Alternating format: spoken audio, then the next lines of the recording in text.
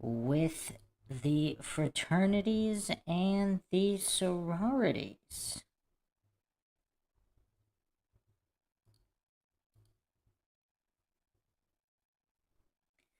What does law enforcement know? And what is Brian Koberger's true role here, if any? As always, if you find the Mindshock podcast interesting and informative, you can donate to our PayPal. Just check the link in the description. Make sure to subscribe to the channel. Hit that bell for notifications. You could also be a YouTube member right here on YouTube. Help support the channel that way. Like and share Twitter, Facebook, Reddit, Patreon. Patrons do get priority for case topic, logical analysis, co-podcast, or requests. You could also be a guest on the podcast depending on your tier. Questions, comments, theories, thoughts, suggestions, rebuttals, debunkings of any kind, leave them in the comment section. Okay, if you haven't checked out the previous episodes, make sure you check them out. I'm going to be building a lot off of that.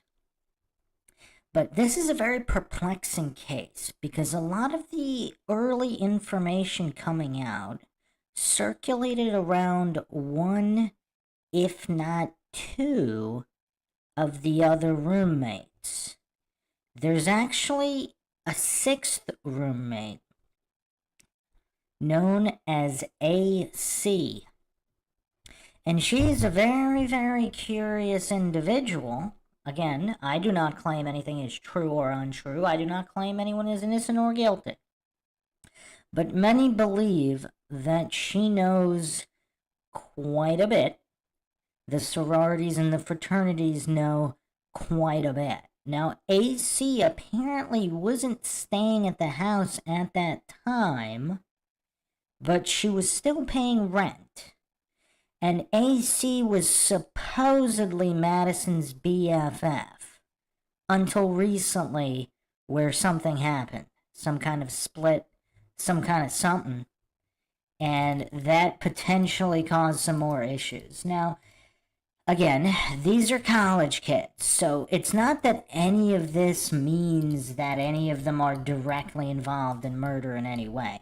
But it also means it's kind of very difficult to separate potential issues between them and if it led someone or someones to snap, or if there's simply something else going on regarding drug or criminality on that campus and in that area. And I've been able to dig up some early social media posts right around the times of the murder and what other neighbors thought and commented on social media. Not in on harsh, you could check out the previous episode for that individual. But there were other neighbors, and one of them did speak out apparently, and we'll be getting to all that. But first, to set the stage here, we're going to look at a video from True Crime Design. They have a very interesting video. Idaho 4, recruited, exploited, silenced. It's a very interesting video from the channel True Crime Design. The description of the video here: drug trafficking and human trafficking often go hand in hand. Does the shadowy syndicate that seems to control the community of Moscow run deeper than we thought? ? And yeah, we're going to be dissecting this video to set the stage, and then we'll be looking at other information, including comments made on social media directly in the aftermath.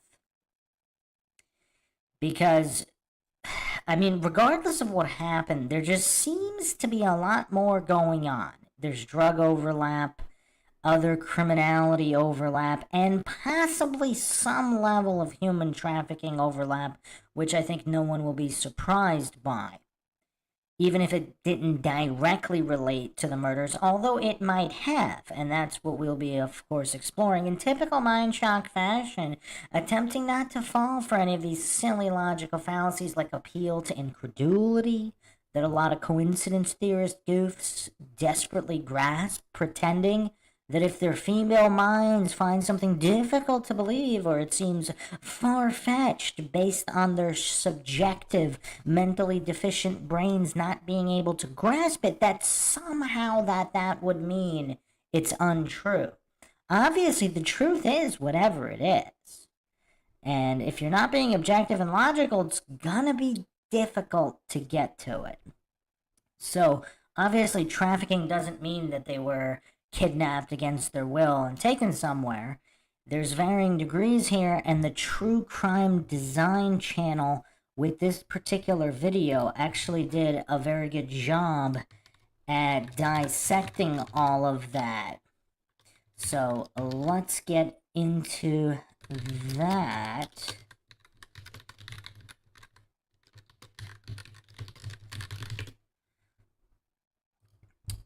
Okay.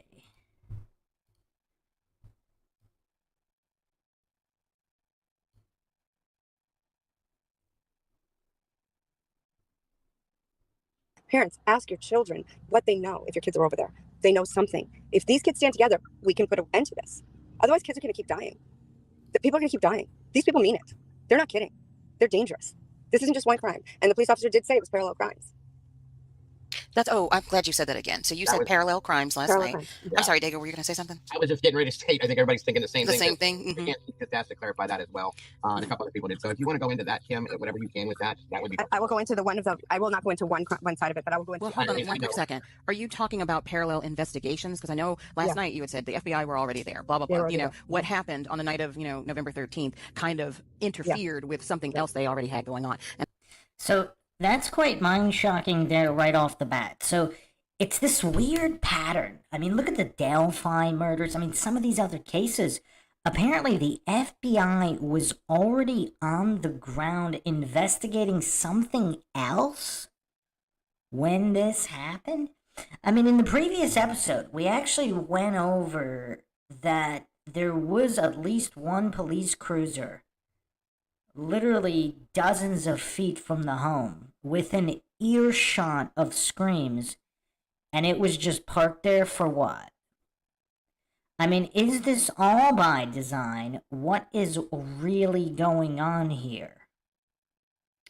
Dustin in the chat here, the top brass of Moscow is all retiring. Their insistence in pushing a lone killer has painted them into a corner. This was a team, not one person. I mean, just basic logic would lean in that direction. I mean, that is true. And again, for those that don't know, apparently this image on the screen that I have up, it's from some kind of Halloween thing of a slasher party. I mean, there were social media posts with sororities regarding slashing or whatever. I mean, was this all some kind of sick joke taken way too far? And by how many people? Because there are all these animal killings going on, there's drug dealings, there's all these mysterious deaths that are written off as drug overdoses or suicides, and maybe some of them were. But are we going to fall for these false dichotomies, saying either all of them were or none of them were? I mean, how would we know? It just seems really shady, and obviously it seems like actual investigation wasn't really done in order to not paint it as a crime. Because if it was a murder, obviously it looks better for the town, for the university, if they write it off as some kind of accidental death or overdose. Because if it really was a murder, I mean, there was, 10 deaths in the previous year or two? I mean, that's kind of a lot. None of them were classified as murder. There were ODs, suicides, accidental death classifications. But how many of them truly were those things? I mean, was one or two of them at least a murder? Maybe, we don't know. So what is the FBI investigating here if this information is accurate? That there were so-called parallel investigations, some of which were going on before the quadruple homicide? what is going on in Moscow. For the people who don't listen to the Mindshock JonBenet Ramsey series, check it out. Moscow, Idaho, specifically mentioned years and years ago as some kind of corridor for some kind of satanic human trafficking. I mean, it's really wild. I mean, this is going back years and years. I've never heard of Moscow, Idaho until the Idaho homicides, but apparently it came up in the JonBenet Ramsey case in connection to satanic human trafficking and child abuse. I mean, just really crazy and insane. Shan here, and why tear down the house so soon? Yeah, good question. Some people speculate that drugs were hidden in the walls and the ceiling, etc., and it could implicate a lot of people if there's vast corruption, etc. It may or may not directly relate to the homicides, but they wanted to cover it all up because, yeah, otherwise, I mean, their house is still standing from murders that took place decades and decades ago. I mean, there are some old, I mean, is the Lizzie Borden house still standing? I mean, their house is standing 100 years ago from murders. And yet they tore this down before the trial. They couldn't keep it up for just 1 or 2 more years. Very weird. Very weird. I don't know who's hallucinating. That's not weird. Because if there is a vast conspiracy and they're trying to cover it up, obviously they would want to get rid of that house. I had asked in chat, was it FBI and say DEA? You know, we're already like on the ground and, you know, had an operation going. And then, you know, 11/22, that happening just kind of like blew up everything. It's a special task force. I will say before you go any further with that, I'm going to say, and nobody's going to pressure her, there is one specific investigation she's not going to talk about. I already know what it's about, and it's going to be left alone. And if nobody likes that, you're going to have to deal with it because I will not allow her to talk about it on my channel for her own well-being. And she doesn't want to do it anyway. So that's where we're going to go from here on out. Once again, my apologies. Go ahead and continue. I'm sorry. So he's going out of his way to state that there's an investigation that he's not going to mention. And that nobody wants to talk about. I actually don't know what he's referring to. But that is curious. Apparently there were at least one drug investigation. So FBI and possibly also DEA. Now here, this also reminds me of the Maura Murray case of all cases. So for those that don't know, Maura Murray's vehicle, I mean, she might never have left UMass, but the official narrative goes that she left UMass, car found abandoned in this small hamlet of Haverhill, New Hampshire. Now, coincidentally, there's DEA and U.S. Marshal activity in the area where this random student supposedly has a DUI walkaway. Glitched here. Dago is a Fed. Okay. So he has some kind of inside knowledge of an investigation in Moscow prior to the murders. So there's an FBI and possibly DEA investigation going on. Now, the other thing that's kind of weird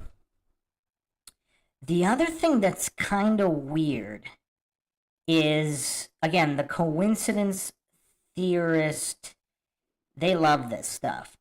But the sororities that the victims belonged to were the only ones on probation and investigation by whatever oversight of the national sororities or whatever. So the 2 that they belong to, I think there's 10 on campus.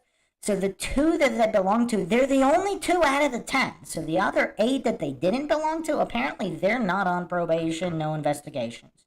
But the 2 that the victims belong to, they just so happen to be the ones that are on probation and investigation. Now, the other thing that, again, rumor mill, were they kicked out of the sororities or did they leave shortly before the murders?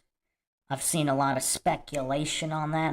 I don't have definitive sources. I don't know if there are definitive sources on that. Glitch says, it goes deep. Yeah, it definitely does. It definitely does. I mean, this is truly a bizarre case. I mean, nothing really lines up here.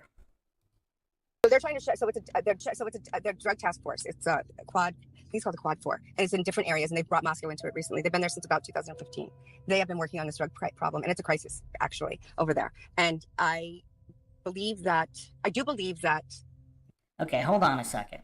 So the coincidence theorists who say that drugs had nothing to do with this, that's kind of a weird thing to say, because how would you know? So clearly it appears that this area, I mean, it necessitates a specific task force. Now that's kind of weird. If this really is just a small town, because a lot of universities have some kind of small drug use. I mean, could say almost all of them do. But how many towns have specific drug task forces dedicated to them because the drug problem is so bad? I mean, in the middle of nowhere, not that many. I mean, not that many. On screen here, in 2022, the Quad Cities Task Force was responsible for 69 drug cases and 60 arrests. In addition, the task force efforts resulted in a seizure of 17.55 grams of heroin, 371.97 grams of methamphetamine, 170.1 grams of cocaine, and 6,289 fentanyl pills. I mean, that's not crazy numbers, but that's not nothing. That's not, I mean, that's clearly a problematic number. It's not a one-off little here and there, just a couple of dealers. I mean, that does seem like a serious enough problem that would necessitate these task forces. So to hallucinate and pretend that there's zero chance that a house known as a party house, known and admitted as a party house, that there might not be some kind of overlapping criminal situation with drugs. I mean, coincidence theorists are a weird bunch. I mean, they're hallucinating that there's no chance that there could be an overlap. That's a weird hallucination. I don't know.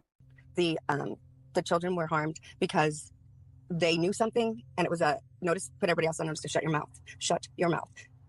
Tailgating tickets, those, I've never heard of them. Those are about, we're watching you. Noise complaints, we're listening. Keep your mouth shut. That's what that is. That's what I truly and firmly believe that happened here. That's what this is. I mean, this is really creepy. So she's insinuating here that these traffic violations, noise complaints, etc., is this some kind of police corruption warning these people without outright saying it? I don't know. I actually don't know. I suppose it's plausible that it isn't, but again, let's not fall for false dichotomies. Maybe one or two of the situations were, and other ones weren't. I don't know, but it's kind of creepy. It is kind of creepy if they really were. Glitched says, confidential informants are pressed to do things way more than what they got busted for. Yeah, that's unfortunate. It is a reality. And some CIs end up dead. Again, Eric Sinakori of UMass, famous case, again, in the Maura Murray case, I mean, yeah, I mean, there's precedent for CIs getting killed, literally getting killed. So to, again, hallucinate and pretend that there's zero chance that happened here, again, that doesn't mean all of them that were CIs. Maybe one of them were. And again, when people are getting drunk or high, they might have looser lips than they otherwise would have had.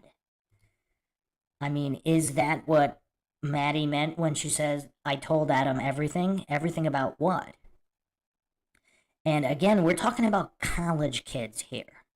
We're talking about college kids that these are not full-grown adults that have all of this life experience. I mean, a lot of times, unfortunately, I mean, even in situations where there are no crimes, I mean, teenagers and people in their early 20s, sometimes they trust the wrong people. They think people are truly their friends that are not.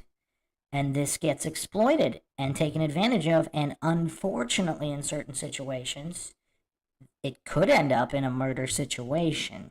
People might not realize the danger that they're in. I mean, literally almost every CI, particularly in the past.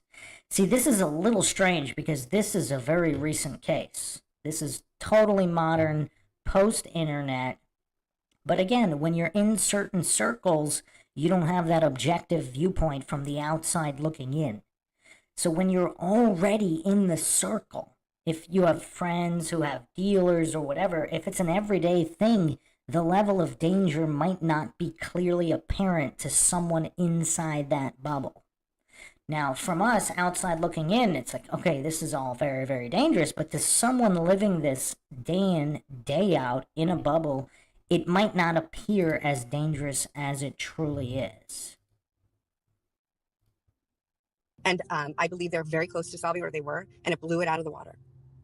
And that's what I really believe happened. And there's many legs to it, right? If you think about how many people were over there. I called the FBI and they were there. What you believe the motive of the crime was? To shut them up. I believe that it was initiated to shut them up, and I believe maybe the people who were hired to do it or told to do it went overboard. So I'm not sure what she means by go overboard. Shut them up. Were they supposed to just intimidate them or beat them up? Or were they supposed to kill them, but only one or two of them, and not in that fashion in any way? It was supposed to be quick or whatever. But this was just such a butcher fest, supposedly, as reported, that people are starting to think it's some crazy serial killer. But yeah, this is tough. Hello, Cassidy. Welcome. Yeah, this is truly a mind-shocking case. I mean, and with all these layers to it, I still can't get over how there's a cop car literally a few dozen feet from the house while this is going on. Now, the dark theory would be that the cop car was there to make sure things got done that night. Yeah, I mean, that's a dark theory. Again, I don't claim anything is true or untrue. This is Mindshock, where the motto, of course, is the only thing we know for sure is that we don't know anything for sure.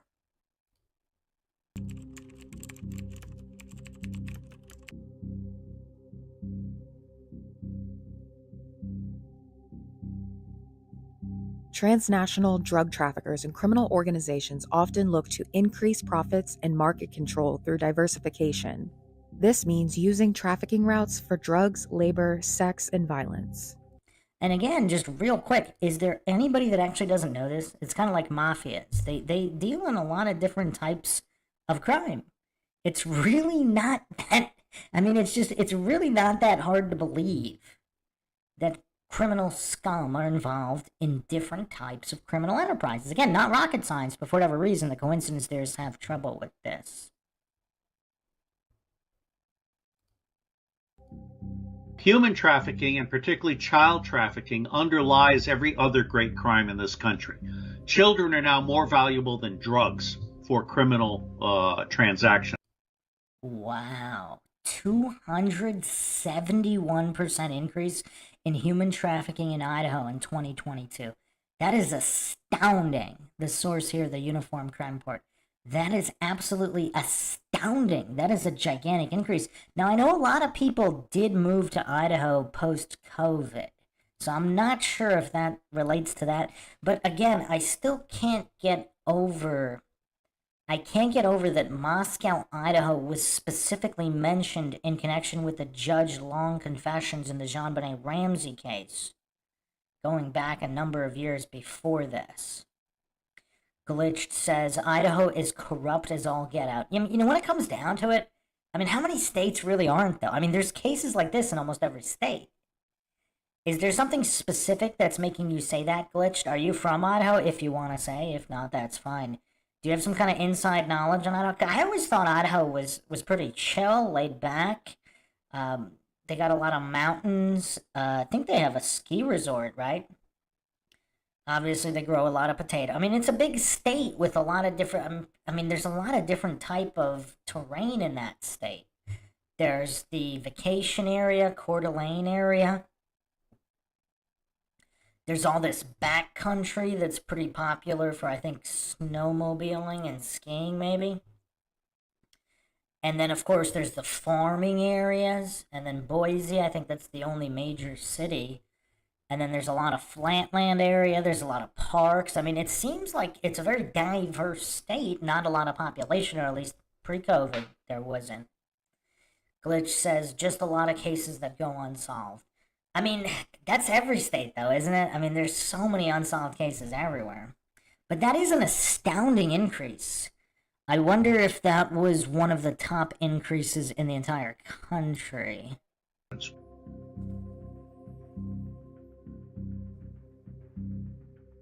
Today, children will work overnight shifts at slaughterhouses, factories, restaurants to pay their debts to smugglers and traffickers. Today, children will be sold for sex. Today, children will call a hotline to report they are being abused, neglected, and trafficked. And we don't know if they're going to get the help they need.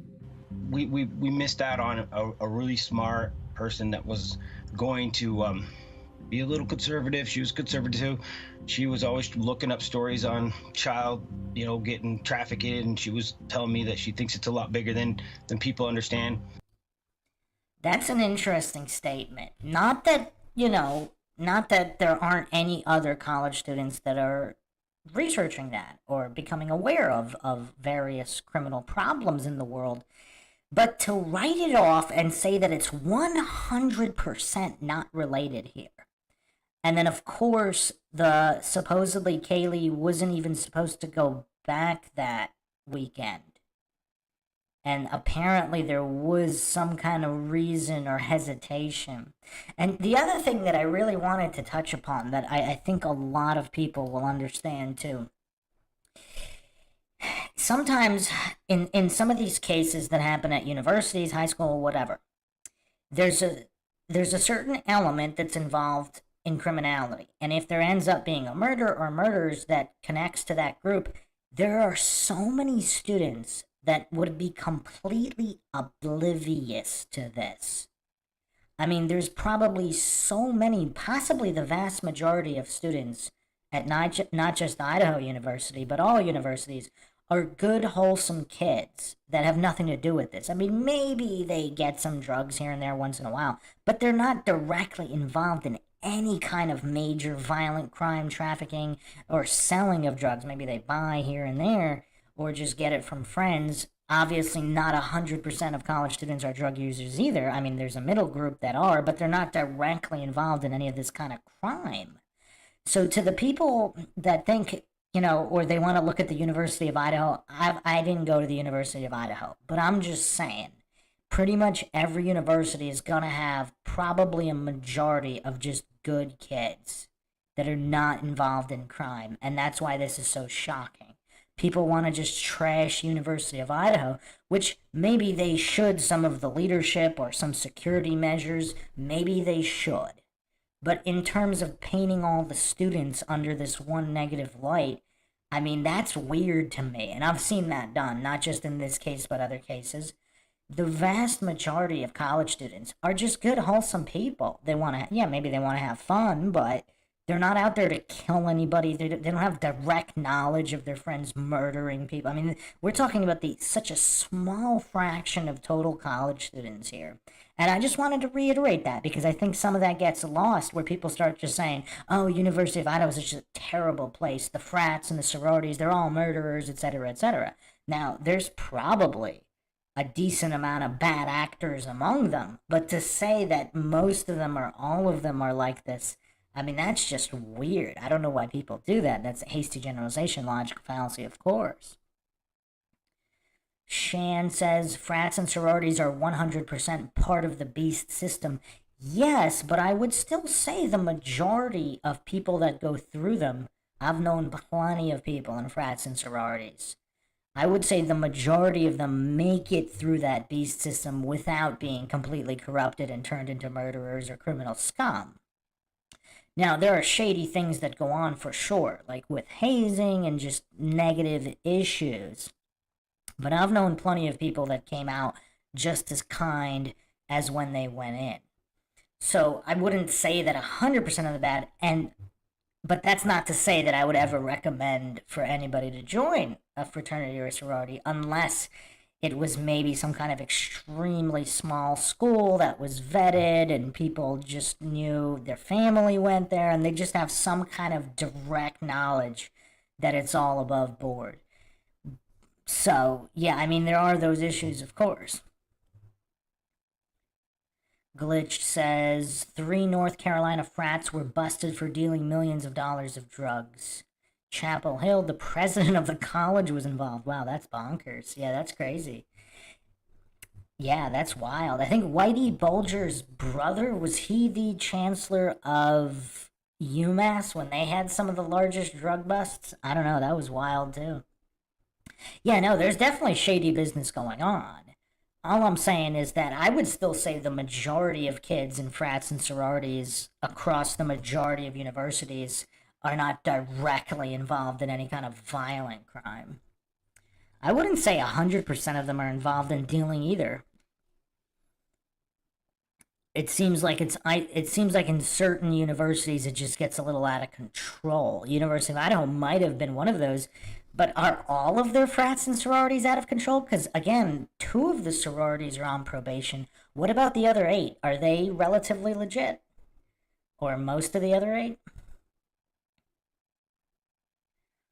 Glitch says, I grew up in a college town. Yeah, I mean, there's always a circle of those people. But I wouldn't paint the entire frat or sorority, because it's almost like with serial killers. Like, even some of their family members might not even have known that they were a serial killer. So, in direct proximity to some of these criminals, that doesn't mean people are in the know. I'm sure there's plenty of kind-hearted people in all of these frats and sororities, and probably the majority of students at the University of Idaho are as well. But there does seem to be a circle of bad actors. And it might be a small circle, but it's, obviously there's some kind of a circle, because there's this drug task force. And here Kaylee's father is saying that she was specifically involved in researching trafficking, which, yeah, I mean, that's tough. That's tough. It's tough to ignore that. Toward 8 million children a year. In the United States, it's 800,000 to 1 million. Wow. All right. I actually just saw a post on this on Twitter. I really wanted to address this, because a lot of coincidence theorists immediately jump to, out of that 800,000, most of them, like 80 to 90%, are found. Not so fast. These are rolling statistics. Yes, they are found. Most of them are found relatively quickly. Some of them it takes a year or two. So first of all, you don't know what happened to them in the interim between being found. Second of all, unfortunately, trafficked individuals, both children and adults, not all of them are U.S. citizens. They might have not even been reported missing in their origin country.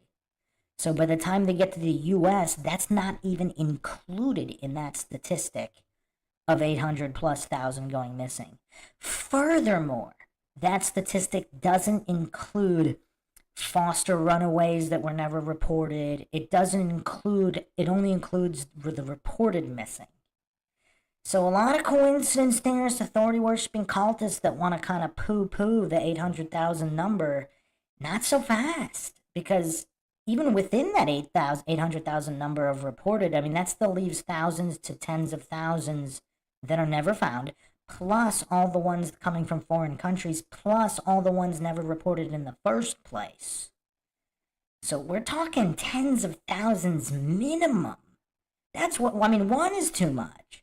And a lot of these coincidence theorist goofs want to pretend it's not enough of a problem simply because a large majority are found after being reported missing. I mean, good that they're found, but let's not forget or ignore the tens of thousands that aren't.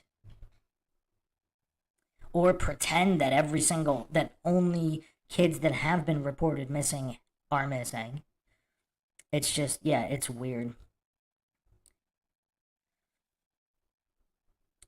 Sarah in here, I did too. You grew up in a college town as well. I mean, it seems like, yeah, from everybody I've talked to over many years, I was in academia at one point as well. There's always, I mean, it's like anywhere. There's always a group of so-called bad kids that might engage in this stuff, but that's not the majority of the college. Glitch says the moms had drug charges. 2 of the moms were dealing with addiction. Xana's mom was, I know. Megan says, something is up with Daddy Green, in my opinion, and a PD that sure appears corrupt to the core and poorly trained. The power of those factors combined is frightening. Yeah, I mean, again, not to go away from Moscow, but this is an issue in many places. I mean, unfortunately, this is a huge issue in many places. Like, people see some of these cases in the media, like the Delphi murders, the Idaho student homicides. They think it's only these towns. I mean, there's countless towns that are also like this, unfortunately. Glitched says, we were raised to not like frat. It's in my blood as local.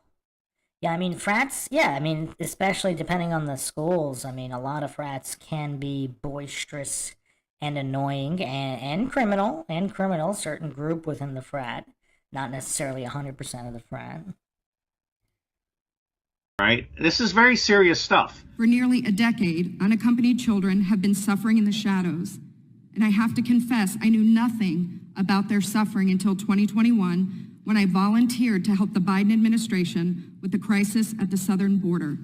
As part of Operation Artemis, I was deployed to the Pomona Fairplex Emergency Intake Site in California to help HHS, Office of Refugee Resettlement, reunite children with sponsors in the United States. I thought I was going to help place children in loving homes.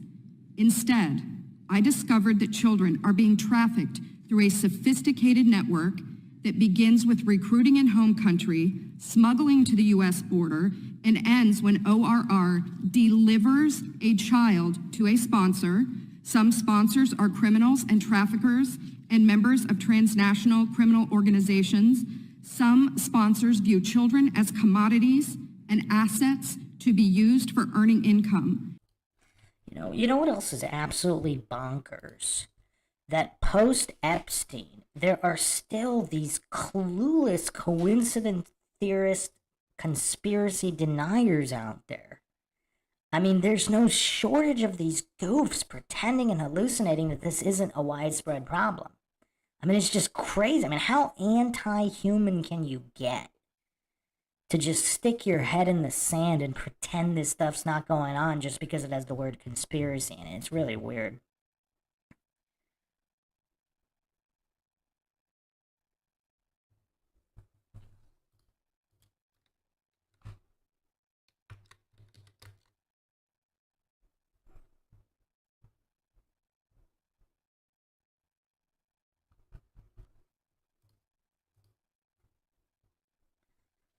Megan says, sometimes I feel this case could be a psyop to normalize IgG. What is IgG? Glitch says, how a surfer protects their beach, we felt it a duty to protect the college girls from some of the frat boys. Yeah, here's the thing about that, though. Like, the frat boys, they're kind of the scummy guys that you see coming. I mean, the ones you gotta watch out for are the non-frat nice guys pretending to be nice guys that take advantage of the college girls. I actually saw a lot more of that. I mean, the frat guys, you kind of know what you're getting, so it's kind of, it's, you see a wolf for the wolf, whereas the wolf in sheep's clothing, those are tough. Those are a lot tougher.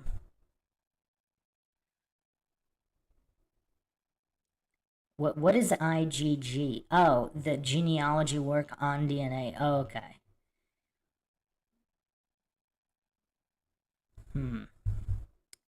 Yeah, the whole Koberger situation is really wild, but I mean, again, it's kind of weird how, like, these coincidence theorists are just so bereft of logic and reason, and they're just downright anti-human in denying the suffering of all these victims. This is why we are witnessing an explosion of labor trafficking. Now, whether it's intentional or not, it could be argued that the United States government has become the middleman in a large-scale, multi-billion-dollar child trafficking operation that is run by bad actors seeking to profit off of the lives of children. Wow. I mean, good for her for speaking out as well, because a lot of people who speak out about this stuff, they don't have very long lifespans.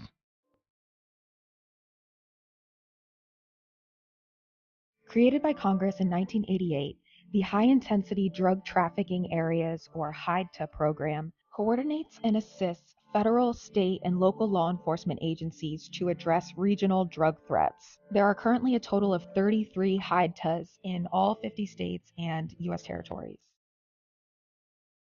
In 2020, Kootenai County was added to the Oregon-Idaho HIDTA. 3 of our victims are from Kootenai County, which includes the city of Coeur d'Alene, about an hour and a half north of Moscow. There are 2 main drug trafficking routes in northern Idaho. Authorities say traffickers use I-90 and US Route 95 to transport drugs. Idaho State Police say this area had the most illegal drug seizures in Idaho in recent years.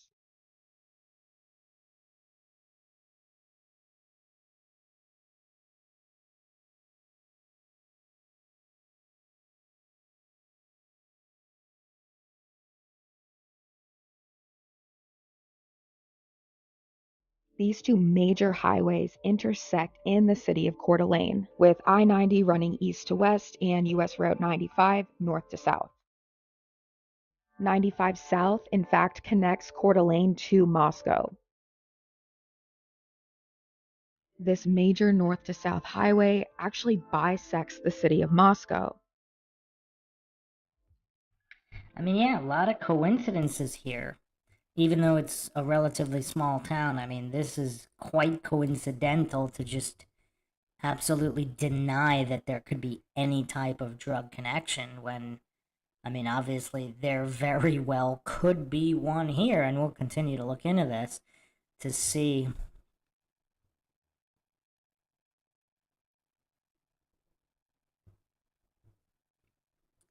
Denise asked, who is Daddy Green?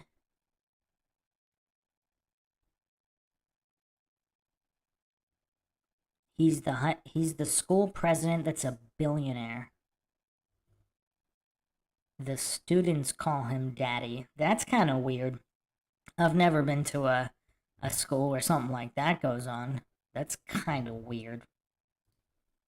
95 also serves to connect Kootenai County to other high-intensity drug trafficking areas in southern Idaho and Oregon.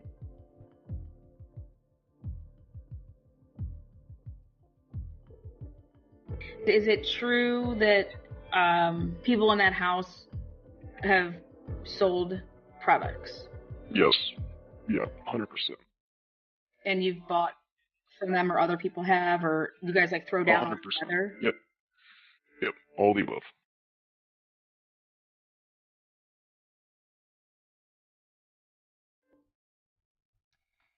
Okay, so again, this is all public record that True Crime Design has published in this video. So apparently the owner, so there's more than one owner of this house.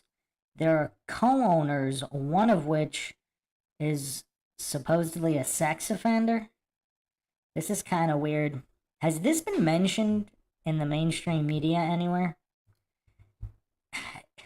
I mean, is that kind of weird that potentially this, if this is true, that one of the co-owners is a sex offender, isn't that weird having this guy rent out to college students? I mean, does that seem kind of weird to anybody? I mean, if he's innocent and he can prove it, okay, whatever. But if he's not, I mean, this seems kind of weird.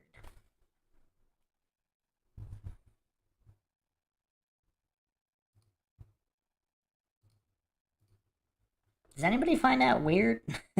I mean, that just seems kind of a weird thing for sex offenders to be renting homes to young college students.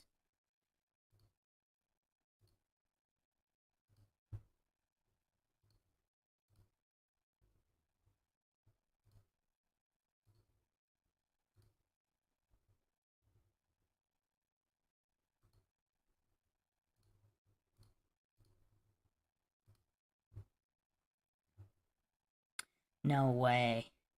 What? Okay, so Megan says that Daddy Green grew up there And apparently Glitched is saying Green's family owned the house at one time. Okay, this is giving me shades of the Ketty Cabin murders, where supposedly the sheriff owned the Ketty Cabin where everybody was killed, and one of the lead suspects apparently was a roommate with him at that before as well. I mean, this is weird. This is just high strangeness indeed. I mean, this is absolutely bizarre. I mean, just the coincidence stack is getting high here. So you have a potential sex offender co-owning the home, which is apparently some kind of drug party house. The owners of the King Road house keeping quiet about the future of the house, and supposedly the co-owner has also asked the neighbors to not speak to the media about the future of the home. Why would he even think he has a right to do that? The neighbors can say whatever they want. I mean, why would he even do... Does anybody find it weird that he would actually even ask the neighbors that in the first place? Lori says, too many red flags here. Yeah, no kidding. I mean, there's a whole stack of red flags here. Yeah, Shan, if you haven't checked out the series on Mindshock here, I'd do an incredible deep dive into the Ketty Cabin case. Yeah, apparently the sheriff owned that cabin, and one of the lead suspects was his roommate in that cabin.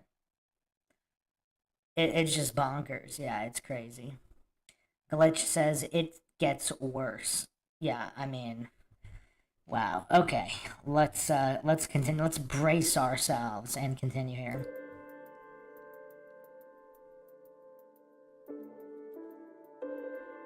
Who do you think was the target? The house. If I'm gonna be honest, I think the kids on Greek Road were the target. I think all the kids were the target. I think people are taking advantage of these kids. That's what I think. And it could have been any one of our kids. And so this house, and being a real estate broker and doing a lot of construction sales, and also knowing that Greek Road, they have these little secret panels behind walls and things. That there is crawls throughout that house that are just naturally there from additions over time and from the geotech of the landscape. So that house, and I'm sure in the rafters, likely something could be behind the walls. And so I did call them, and then that night I saw in the news, it was dark. They went back in there, and I don't know if they got anything out or not. Office that's partially from Washington, maybe an FBI field office from the Idaho area. So, yeah, this is pretty weird. So, we have more than one individual stating here that the target was the house itself, and that these kids were being exploited. I mean, it's kind of the same story with a lot of crimes. So, they didn't say, obviously, who's top dog here. I mean, are corrupt police above these college kids, and they're paying the college kids money, what the college kids think is real money, which of course it isn't, but for them it is. And then who's pulling if the police are corrupt, who's pulling their strings? Does this go all the way up to the Mexican cartels, or what? I mean, does it involve high-ranking people at the University of Idaho? Maybe. I mean, what is really going on here? There's been a lot of theories postulated about some kind of church connection in the Moscow area, and a lot of shady individuals involved with the churches in the area, or one particular church. So, yeah, it's really tough to make heads or tails here of all of this, but apparently, according to these individuals, the house is the target. Glitched says Kaylee's dad. What about him? What about her dad? Oh, was in the church? Do you know anything about the church connection, Glitched? You seem to be pretty well versed in this case. I've only seen bits and pieces and whispers of connections. Nothing really solid, nothing substantiated. But wait a second, are you saying Kaylee's dad was in the local church, or in... a particular type of church that wasn't just local.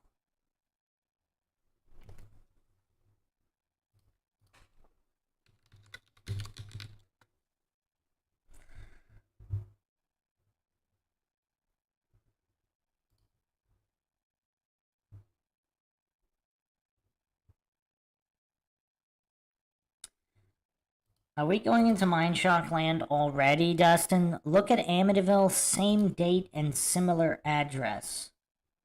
November 13th, 1974, Ronald DeFeo Jr. shot and killed 6 members of his family at 112 Ocean Avenue on November 13th.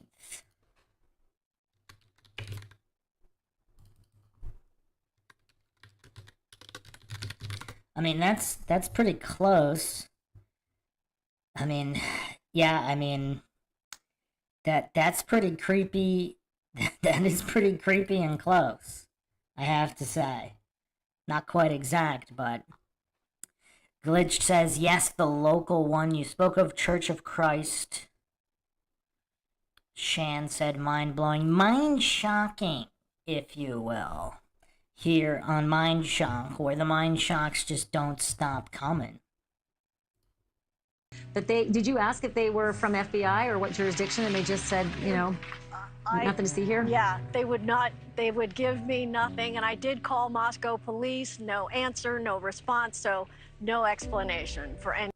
So, I don't know if this is just another parallel to Delphi, because apparently one of the stories in Delphi is that the FBI was clashing with the local PD. They had different theories. FBI went after Ron Logan, local PD going after other individuals. Again, I don't know if that's true. Apparently, FBI was on the ground before the Delphi murders happened, investigating something. So, yeah, and here we have reports of possible agents, FBI or other agency, who were in and around the home, basically saying nothing to see here. So, let's say, if the FBI was investigating police in Idaho, obviously they wouldn't make that public. So are they just hanging back and waiting until they have something more solid here to take down the local PD if they believe there is some kind of conspiracy and they're complicit? Or is this even more shady and the FBI is actually involved? Glitch says there was an FBI drug task force. So is that task force also corrupt? In which case, I mean, does this have any chance of getting solved, if that's the case? Of this, but they were clearly inside on a mission. I believe that there's an element that is targeting these kids who are Greek because they can't get on Greek girls. So they target the kids who are Greek to work for them and to get involved in all of this nonsense. There's human trafficking going on. Yeah, I was going to say, make sure you hear that clear, guys. She said human trafficking, not drug trafficking too, okay? So yeah, that's a big deal in that area, so. DHS defines human trafficking as involving the use of force, fraud, or coercion to obtain some type of labor or commercial sex act. Human traffickers use various forms of force, fraud, and coercion to control and exploit victims. These forms include imposing of debt, fraudulent employment opportunities, false promises of love or a better life, psychological coercion, and violence or threats of violence. The crime of human trafficking hinges on the exploitation of another person. People often falsely believe that human trafficking implies victims must be moved from one place to another to qualify as a victim. Human trafficking does not require transportation to be considered a crime. It is a crime that can be committed against an individual who has never left their hometown. Victims can be any age, race, gender, immigration status, socioeconomic status. The Department of Homeland Security considers college students particularly vulnerable to this crime for a variety of reasons, such as living away from home, often for the first time, economic instability and dependence, and the common use of alcohol or substances on college campuses. I mean, this is actually a great awareness campaign right there in and of itself. Now, where I see there are problems in some of these distinctions is because, especially in the case of some kind of online work, there were early rumors that one or more of the victims might have had some kind of OnlyFans page or something of that nature, where, again, it's tough because what percentage are doing it of their own free will with zero coercion and they're just trying to make some extra cash? And in certain cases, if there is drug overlap or other criminal elements involved, applying pressure, I mean, how do you make those distinctions? So there's a lot. It seems like there's this large gradation of a gray area that nobody wants to really look at. That seems to be a huge problem with a lot of this stuff. So, yeah, I mean, it's kind of weird because there is a certain connotation with human trafficking or some of this exploitation that's kind of stuck in the past, where you have to be physically coerced and do all this stuff. But in the modern age, what's to stop some kind of drug dealer giving veiled threats or possibly extending drugs on credit in party situations, and maybe not even coercing anybody specifically into doing cam work or whatever, but almost with the intention of them doing that to get the money. I mean, this huge gray area in the post-internet age, yeah, it's really weird. It's really weird. Glitch says she had a nice camera setup. Cam girls common, lots do it. Yeah, there were early rumors, and they were kind of dismissed, even though people were posting screenshots. And obviously, that whole thing is another can of worms, because I don't know that much about it. From what I understood, when OnlyFans first came out, wasn't it kind of like a MySpace or something, or like a Patreon that wasn't really about any kind of adult work? That's how I thought it was. I thought it was like some kind of Patreon. And then at some point, it morphed into specifically the adult angle.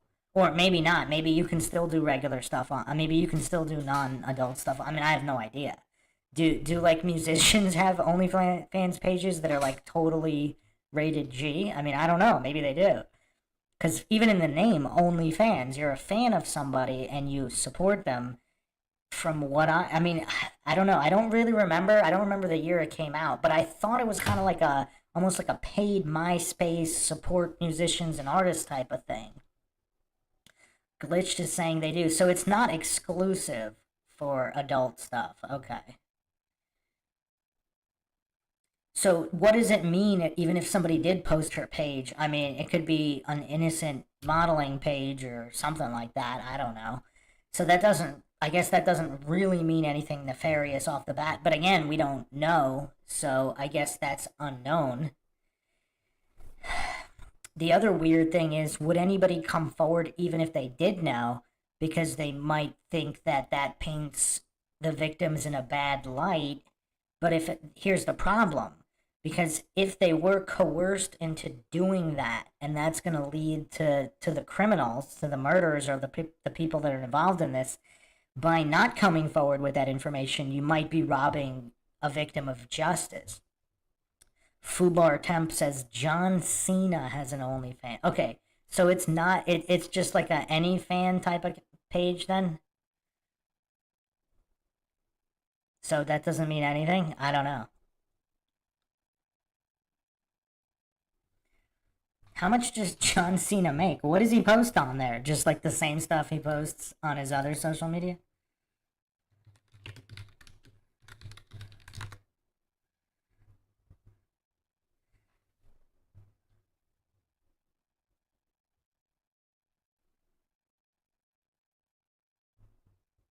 Okay, that's weird. So yeah, I just looked it up. So he just made an OnlyFans, but it's part of some kind of promoting his movie.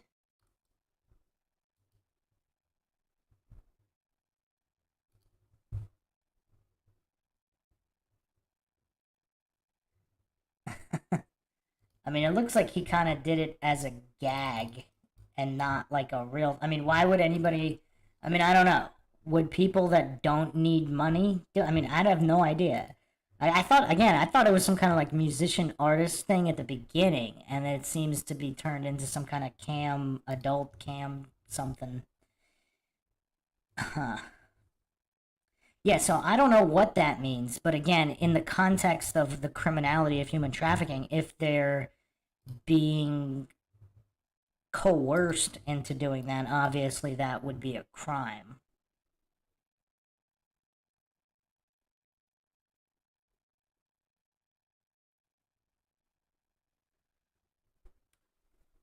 Glitch says it has lots of followers to grab. The weird thing is, though, yeah, I don't know. Someone posted a screenshot, I think, of a possible page of Madison's, and immediately people started trashing it. But again, that doesn't really mean anything. It could have just been a page used as a regular social media page. So I have no idea what that means. Dustin says, you're in the rabbit hole now. I've followed this case from day one. The main thing you need to understand is this was premeditated. What do you think, Dustin? This was some kind of sorority frat situation because of jealousy, or was it involved with crime, drugs, or both?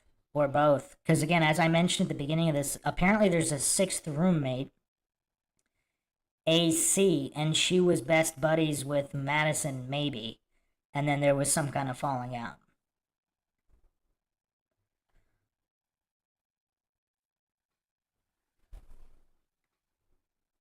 You know what's weird, Glitched? I don't really like to have anything to do with Instagram, but it seems like Instagram is not quite G-rated. There's like a lot of smut crap on there. And so, I don't know. Again, I'm kind of old school. I don't really look at, I don't really do social media other than YouTube here. And yeah, so I never understood the whole take 50 billion photos and glam filter them up every single night for whatever reason, but I don't know. So yeah, it's very difficult to make heads or tails here, but again, if this was a coerced situation, I mean, that's where the criminality would be. Traffickers use drugs and alcohol as tools to lure potential victims, groom them, and ultimately control them. They exploit individuals' opioid use or substance use disorders to coerce them into trafficking, knowing that they are more vulnerable than individuals without substance use disorders. Human trafficking is the second largest criminal enterprise on this planet, just behind illegal drug trafficking. According to the DOJ, it is a $150 billion per year global industry, with an estimated 27 million victims worldwide at any given time. Yeah, I mean, that is shocking. I'm not that surprised about the victim number, but I would have guessed it would have been way more than that. I would have thought it could potentially be in the trillions, just because once you add the Epstein blackmail type situations, I mean, that could open up the door to multi-billion, 100 billion, per incident type situations. But yeah, I mean, this is very sad all at the same time. Many experts estimate that human trafficking will soon overtake drug trafficking as the largest criminal enterprise. See, for many traffickers, it doesn't matter what product is being sold. Drugs, sex, and labor are all highly lucrative markets. Violent criminals like this see no difference as long as money is made. For example, cartels will often use trafficked women to smuggle drugs across the border, doubling the exploitation and the money they can take from them. Traffickers use insecurity, embarrassment, fear of retaliation, and intimidation to control their victims. Some victims of human trafficking can feel like their new lifestyle was a choice, and so they really have no one else to blame for their current situation. I'm not suggesting that our victims were being sex trafficked or engaging in commercial sex at all, for that matter. I simply don't have any evidence of this. That being said, I do think some of the information that has been uncovered about the victims' lives leading up to their murders does point to the possibility of human trafficking activity, specifically as it pertains to the forced labor aspect of the definition. This is not a supposition I make lightly, so I will back it up by breaking down the 3 elements that are required to constitute the crime of human trafficking for the purposes of forced labor. Acts plus means plus purpose equals the crime of trafficking. All 3 elements must be met in order to constitute the crime. The acts element is met when the trafficker recruits, harbors, transports, provides, or obtains a person for labor or services. In this situation, I think that local gang members and drug dealers recruit students, especially sorority girls, to be their on-campus dealers. The means element refers to the trafficker's use of force, fraud, or coercion. Wait a second. So is she kind of saying that there's an intentional strategy to use pretty sorority girls as dealers? I mean, from a pure business point of view, I mean, you could see how that could make sense, kind of having a pretty waitress at a restaurant. That's really sick, though, if you really think about it. But then again, these criminals, I mean, they don't care about anybody, so I guess, I mean, you can't say that they wouldn't want to do that, but that's really messed up. This is where the manipulation, intimidation, and threats of violence come into play. I'll provide some specific examples of this in a minute. And the last element, purpose, focuses on the perpetrator's goal to exploit a person's labor or services. Here, this would refer to the facilitation of sales and distribution of drugs throughout the UI campus, specifically the Greek life community.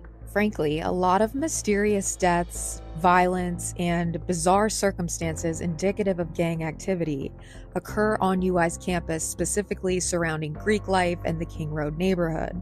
And it seems like every single time Moscow police does not ask any questions, they are all too willing to look the other way.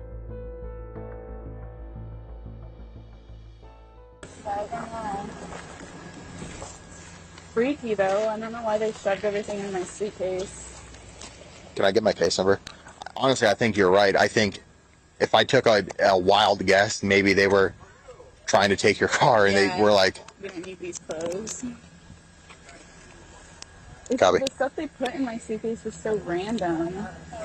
There's no chance someone's playing a prank on you. Yeah, I didn't think so. I don't see why anyone I know would ever do that. Yeah. But like, and then I found my underwear like shoved right there. In the cup holder? Yeah, and I took it out, but it was in there, and I was like, that's really weird. and you said nothing's missing of your knowledge? Not that I can tell. Okay. Oh, no, you're good. Like, this side either. Yeah. Take one. I tend to forget to lock my car. People think, oh, it's Moscow.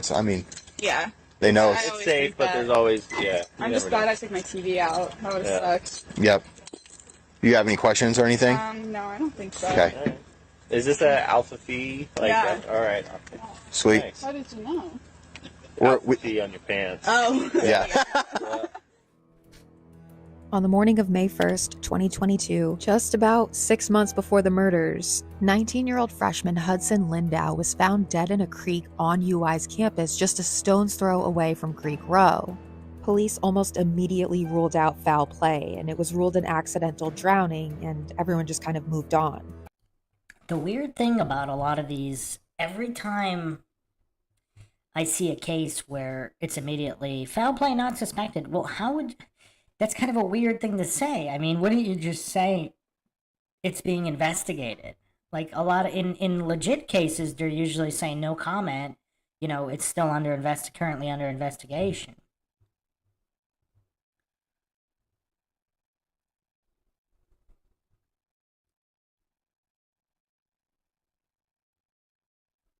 Yeah, Glitch, the filleted coyotes and then the other skinned dog. I mean, yeah.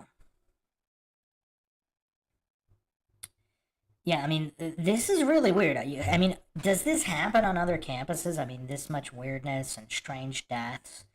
I mean, on the really, really big campuses, maybe with just, the most populated campuses in the U.S., because, a lot of drugs and partying going on.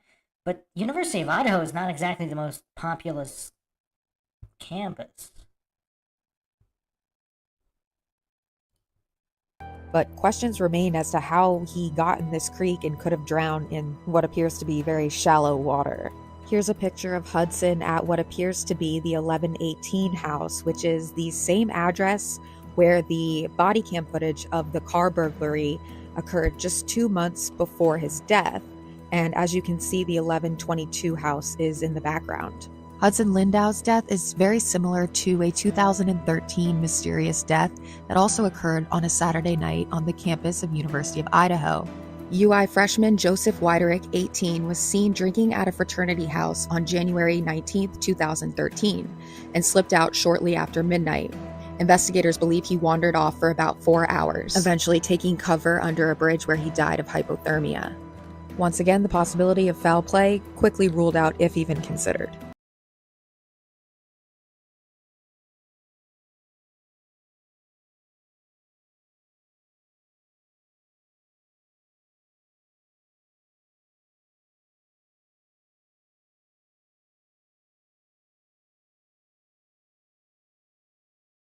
In 2017, several Greek row houses woke up to a grisly sight: dead coyotes on their front doorsteps. We were I guess unsure why that was happening, but we got rid of it, said Pi Kappa Phi President Ethan Ennis. Ennis says these coyote killings were pretty gruesome. The coyote's body was mangled, and he says the sorority across the street got it even worse. Ennis said at Pi Beta Phi, there was more blood on the doorstep, even some smeared on the window. Police said it appears the coyotes were shot, which they are quick to point out is not illegal in Idaho. Moscow police say on January 20th, a student left a coyote carcass at a sorority as part of a drunken dare. It's still unclear if this incident is related. Quote, "We don't have enough information as to who actually committed it, so we don't know if it's a continuation of that prank or if someone else is doing something," end quote, said Moscow Police Captain Tyson Barrett. In the state of Idaho, all you need is a hunting license. You don't need a tag or anything like that, and you can hunt on public land, said Barrett. So once again, we have Moscow police dismissing disturbing and menacing behavior against students, specifically Greek life students, as just a silly prank, a mere coincidence, or completely unrelated to deeper issues that may suggest that Moscow perhaps isn't such a safe community. You know what else is weird, though? Not just with the coyote stuff, but all the social media stuff with the horror movies and the slasher themes. I mean, see, all these things by themselves, you can kind of maybe write it off. Just weird stuff happening at a college. But now you add in a quadruple homicide. And then all of a sudden, it's kind of hard to say that none of this is related. It's kind of weird. I brought this theory up. I brought this up in a previous episode that if Brian Kohberger, if some frat or sorority people, they wanted a patsy. So if he's involved, if he buys drugs or sells drugs from them or knows other people involved in the circle, what if they pretended they were going to go prank these people at this house to scare them, and they got Kohberger to go with them, and then they really killed them, and now Kohberger's implicated, and Kohberger didn't know that that's what they were going to do. I mean, why wouldn't he blow the whistle on them? I don't know. Maybe if one of them is the son or relative or connected to a high-ranking individual. I mean, Kohberger's supposedly the smart guy. He might kind of understand that people might not believe that. Or even if, I mean, what's he going to say? It's tough. It's tough to kind of figure that out if that's what happened. Again, I'm not saying that's what happened.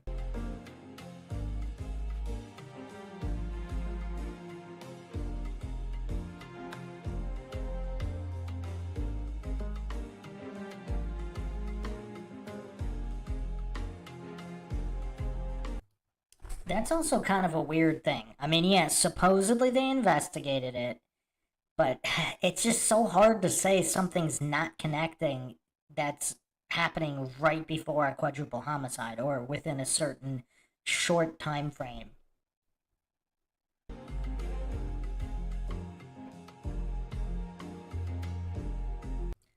That's a weird thing to say. No, the prosecutor says no evidence the Idaho killings were drug related at a drug party house. I mean, it might be better to say no conclusive evidence, but to say no evidence at all, that's a weird thing to say. Almost as if intentionally covering this all up. Could drugs be involved in all of this? I have not heard that there's any suspicion that drugs played a role in the killings. So not like a drug deal gone bad or something like that? I am not aware of anything like that, no.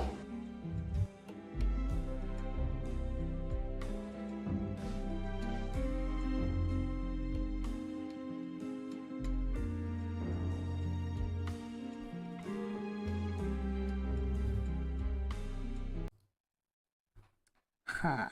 Wait, are people... I haven't heard this theory, that people were theorizing that this poor skinned dog was some kind of a warning shot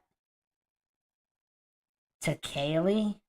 And if that's connected with the stalker and connected to the coyotes, then everything would be connected, right?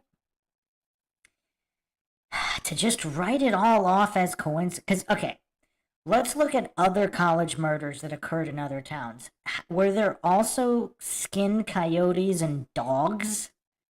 Were there also these incidents around the time of the murder? I mean, I haven't heard of a single case where that happened. Maybe it did. It just seems like it's a tough sell to say that none of this weird, all these weird animal killings have absolutely nothing to do with what happened. That a known drug party house has absolutely no connection to the death. I mean, it's just weird to hallucinate to know for sure that none of this is related.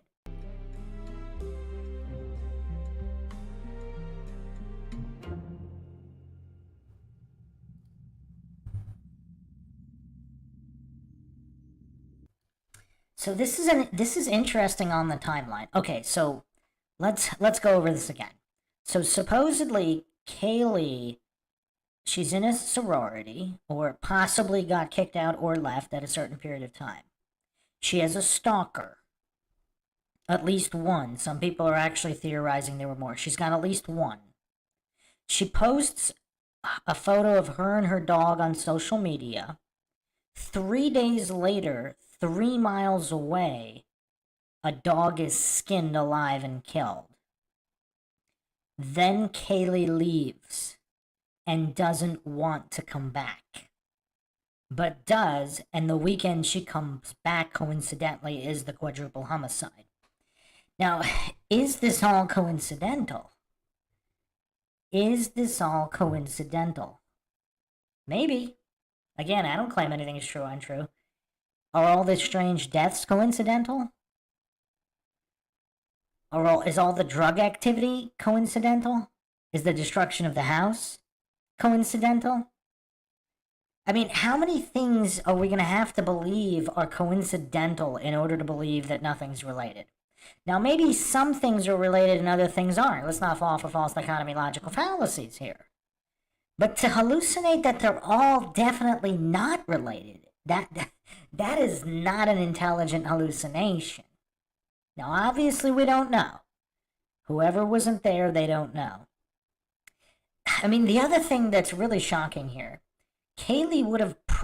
does anybody think Kaylee wouldn't have said something to the people around her, either in that same house, so either the other roommates know, to her other family members, who for whatever reason might have not wanted to... If the information is that critical, obviously they wouldn't reveal it. So maybe she did tell people something.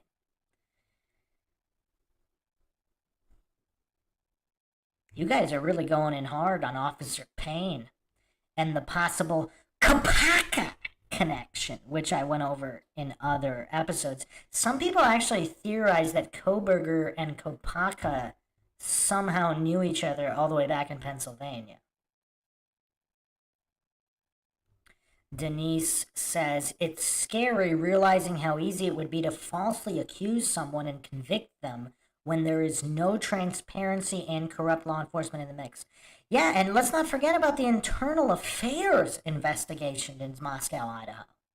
So to all the coincidence theorist goofs who are hallucinating that law enforcement couldn't possibly be corrupt, I mean, there's literal internal affairs investigations here. I mean, even if there weren't, obviously law enforcement would still be corrupt, but you actually have internal affairs investigations here. Yeah. Yeah. This is a tough case. This is a tough case. You have 4 different victims. I mean, there's so much potentially going on here. I believe the locks were changed. I think they actually touch upon it in this video. Let's get to it. Oh, right there. Good. Wow. Good timing glitched. I mean, literally within seconds. Wow. Yeah, I mean, and why would he do that? Like, I mean, obviously law enforcement has all of their communications. But what were the victims all saying to each other in, let's say, even the week or in the week to month before the murders? I mean, it's so difficult to believe there's zero paper trail of anything. I mean, there's literally Madison on video saying, "I told Adam everything."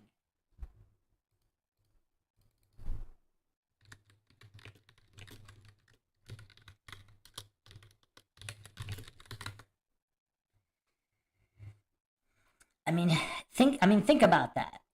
Because if there's literally on video, "I told Adam everything." I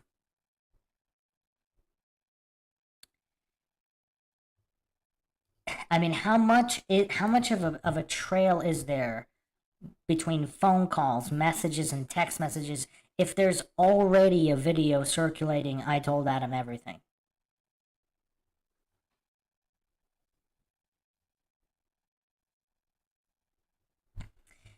I mean, how do we just ignore all that? It's kind of weird.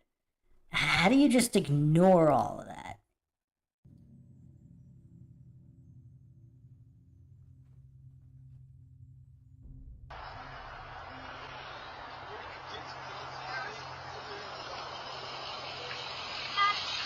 What did you say to Adam? So only a few days? Wow.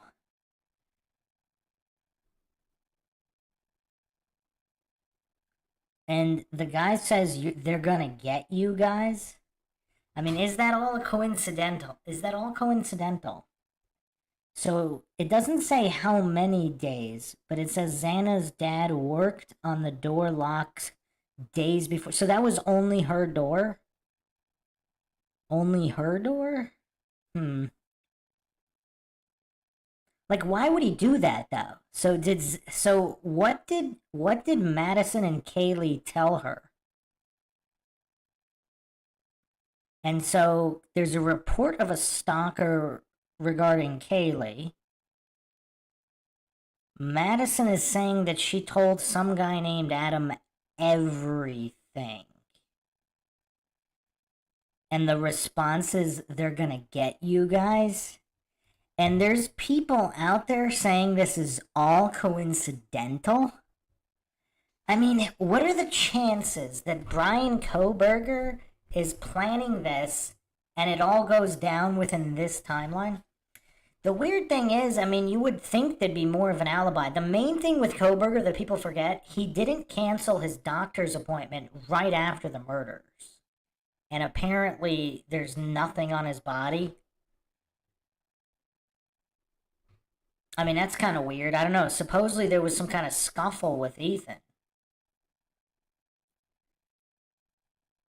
Would someone not cancel a doctor's... And if this was all premeditated, why would you schedule a doctor's appointment the day after you're going to commit, or however many days, 2 days after you're going to commit a quadruple homicide?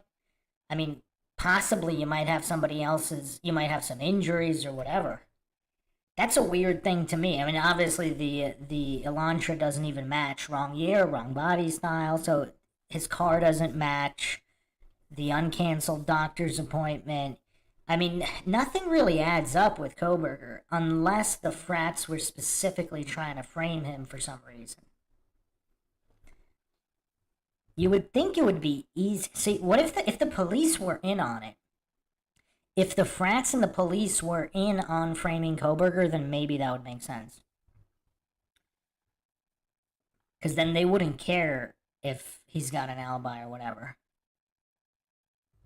Megan says, PSYOP, what if BK is on board with it, not framed or guilty? Wow, you got me there, Megan. Even I didn't think of that theory. You got me there.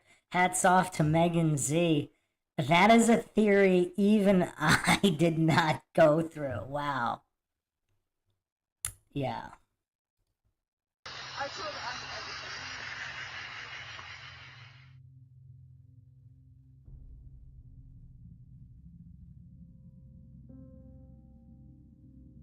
This is stuff that shouldn't happen, especially in a small, quiet town like Moscow is, where we're heavily involved with the university. And these are things that affect not just town, but the university, the students, lends everybody. Whoa, whoa, whoa, whoa. I didn't even see this case. Former UI professor kills student. 2011. Katie Benoit. Wow. I do not remember seeing anything about this.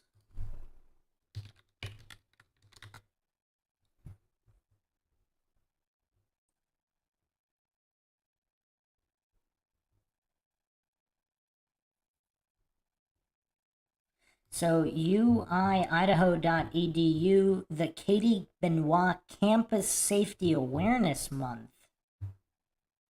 Huh. So apparently there have been issues. Wow. I mean, there were even marches, Take Back the Night. Wow. This is crazy. So apparently, University of Idaho has been having safety issues for a long time. NBC News, professor-student romance ends in murder-suicide.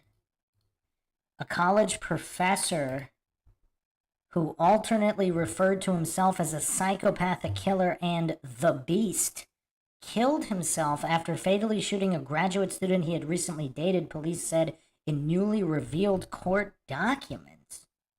This is an article, NBC News, Jesse Bonner, August 24th, 2011. A college professor who alternately referred to himself as psychopathic killer and the Beast killed himself after fatally shooting a graduate student he had recently dated, police said in newly revealed court documents.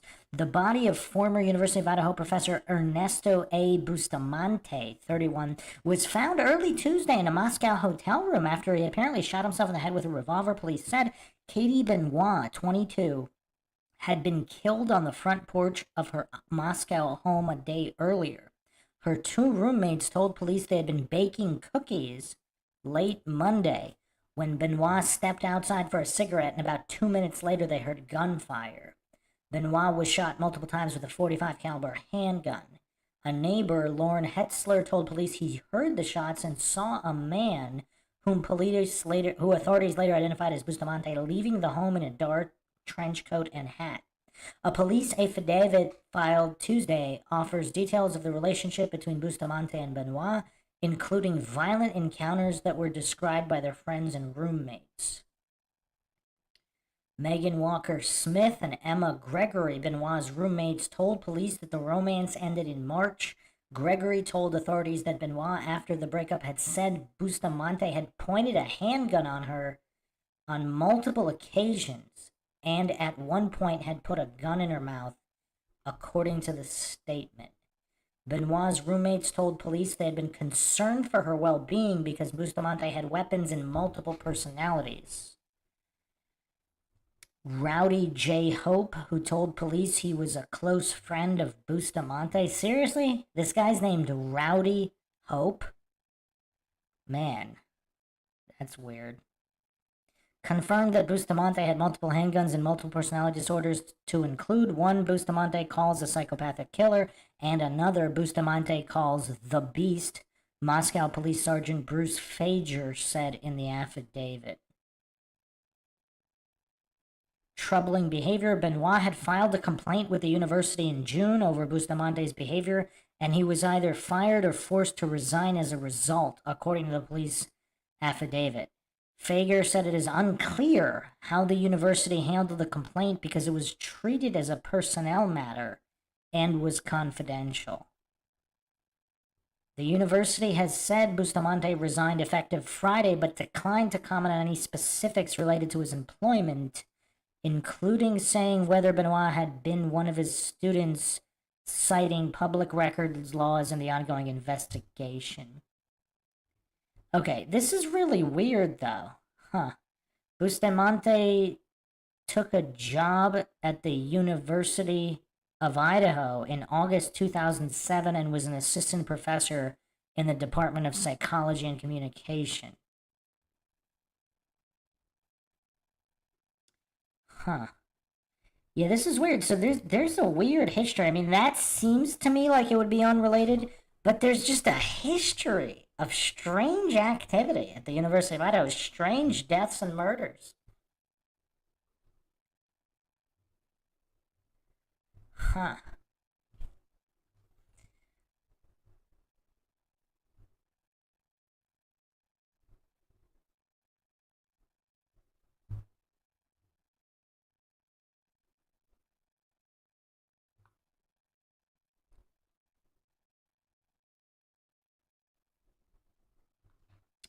Glitched, are you really bringing up the Jazzercise conspiracy now? By the way, there's an episode 2 coming on that one, Glitched. You're not going to want to miss that. There might be some MK Ultra activity connected to Jazzercise.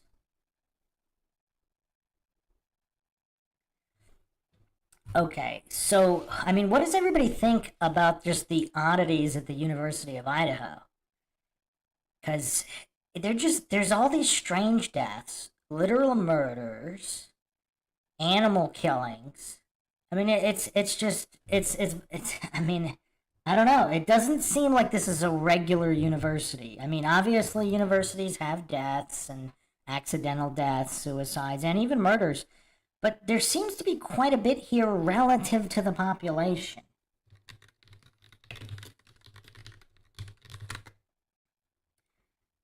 So total enrollment 2017, 12,000 students. Wow, only 6,900 full-time. I mean, that's not a lot of students. That's really not. This is not a big school.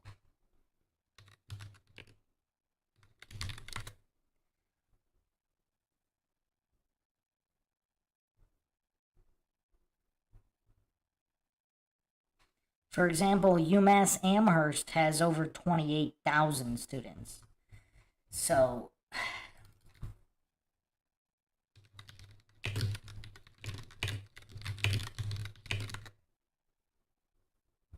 Texas A&M has almost 75,000 students. So, yeah, I mean, this is weird. I mean, University of Idaho is not a big school. So, considering the size of the school, this seems really, really unusual. If it was just a gigantic school, then maybe not, but it's just such a small school. Denise says, it seems very satanic in nature to me, so much evil. I mean, one of the most mind-shocking things for me, again, is the fact that Moscow was named in connection with the JonBenet Ramsey case and satanic ritual abuse. Specifically named Moscow, Idaho. Yeah, Peter, it's hard to believe that the animal killings were not linked to the murders because unless there's random animal killings every year, which it seems that there are not. If there were, then we can say it's not connected, but I mean, this is just very, very unusual. To a sense of insecurity about what's going on here and why. I'll tell you what's going on in Moscow, in my personal opinion. Contrary to the narrative describing Moscow as the embodiment of a quaint little college town where nothing bad ever happens, a darker force seems to linger in the shadows. It is clear to me that an organized crime syndicate, perhaps enforced by local and regional gang members, has gripped control of this community. This ruthless syndicate appears to have corrupted Moscow's power-hungry local authorities and compromised its money-driven institutions, exploiting the vulnerable and leaving everyone else in a state of fear, helplessness, and compliance. As Kim suggested, it appears that Greek life and the King Road neighborhood specifically is a target market for drug traffickers for obvious reasons. This operation is lucrative and organized. I believe they send in corrupted cops to intimidate and monitor the activity of the key addresses used for stashing and trafficking drugs. Likely through psychological manipulation, false promises of economic prosperity, and even coercion by exploiting substance use disorders. These students are, in my opinion, lured into accepting a deal that they did not fully understand the repercussions of. One day, you think you're just becoming the casual plug for the friend group or sorority so you can afford spring break and eyelash extensions. Everything is fine. You're not a drug dealer, you're just a broke college student with bills, sorority dues, and debt to pay. But now you're known around campus, all the frat guys want your number, and it's a good feeling to hook your friends up and have some beer money in your pocket. Besides, you're like totally cool with your suppliers, everyone knows them, they'll even stick around to smoke a blunt after dropping off product. It's just a side hustle, and you believe you can opt out at any time. But now it's senior year, and things are starting to heat up. Your suppliers are under stress and have dropped the friendly facade, taking on a much more menacing, even threatening demeanor. Things are getting scary, and it's just not worth it anymore. You and your friends decide you want out. But now, all of a sudden, you have cops banging on your doors and collecting your information, elusive individuals following you around downtown, and perhaps even more sinister messages of intimidation intended to get you and your friend group to fall back in line, or else. Wow, that was one of the creepiest segments of video I've ever seen in my life. I was not prepared for that. I mean, that's really creepy, and unfortunately that seems to be a true situation for a lot of people, whether they end up dead or not. I mean, how many hardened criminals really start off that way? I mean, that was one of the creepiest segments of video I have ever seen, simply because just the realism of it. You can totally see how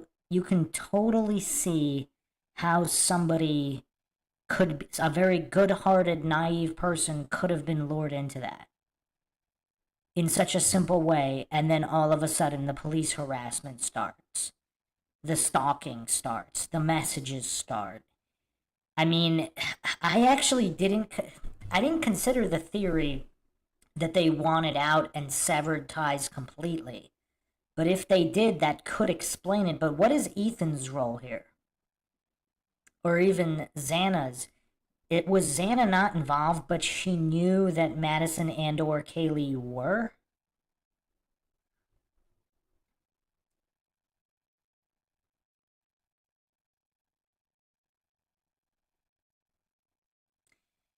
Why? I mean, the other thing is people might not understand the level of danger they're really in, because if they did, would they all leave and never come back?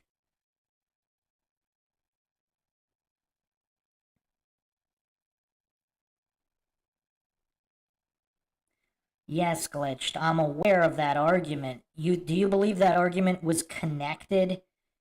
Do you think he was standing up for Madison and or Kaylee? If Xana's not involved, simply because they're the roommates? And was he staying there overnight specifically because he knew there was a threat and none of them understood the severity of the threat? I mean, this is all, I mean, again, I'm not saying this theory is true, but if it is, it actually seems to fit the available data more than any other theory, from what I see so far. Because to believe that it's a random serial killer psycho that just happened by that night, ignoring all this entire coincidence stack about stalkers, killed animals, I mean, if they really did back out of some kind of a drug trafficking situation, because the previous theories were that they owed money or something of that nature. I couldn't quite connect that, but if they actually wanted to sever all ties, but why would Kaylee come back that weekend? What was the story being peddled? She wanted to show off her new car or something? Does that make sense if they're severing all ties? Or was there something going on that Kaylee wasn't aware of regarding Madison and or Zaina and Ethan?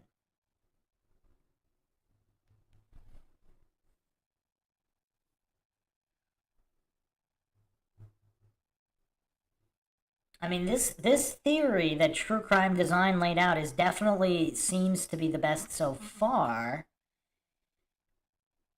But there are still missing pieces. Why would Kaylee come back?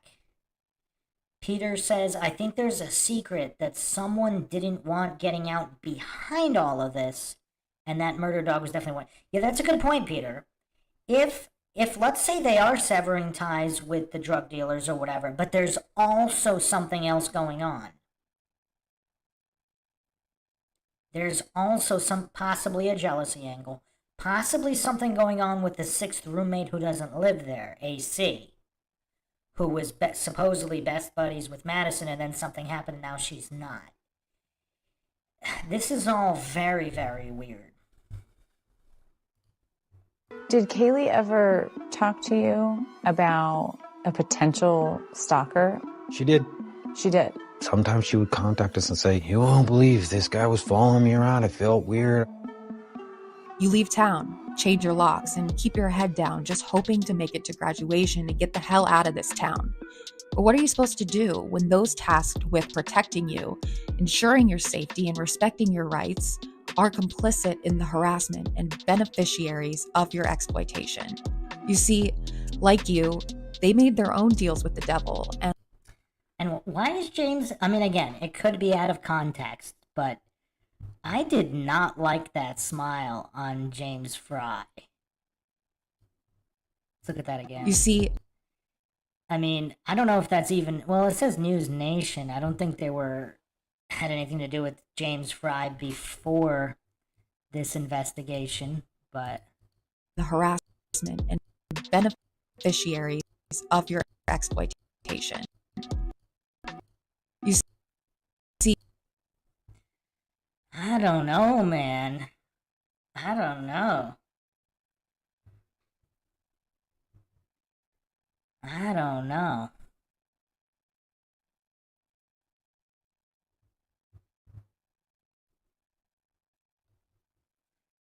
Something seems off about him, because wasn't he... What was the Kopaka situation where James Fry went to Pullman for that? Because that's not his jurisdiction.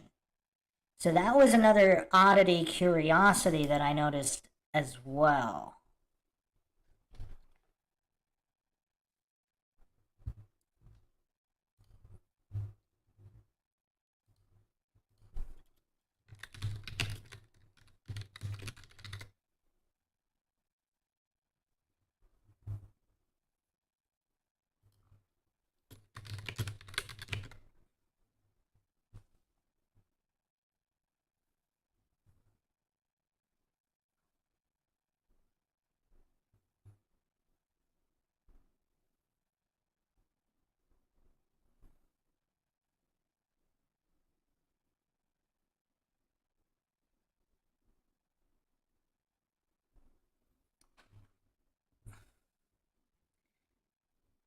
People are thinking that Kaylee's father is a Fed. I mean, the one thing I kind of noticed, he is extremely well composed, but that doesn't mean he's a Fed. Oh yeah, it is possible Payne was at Pullman also.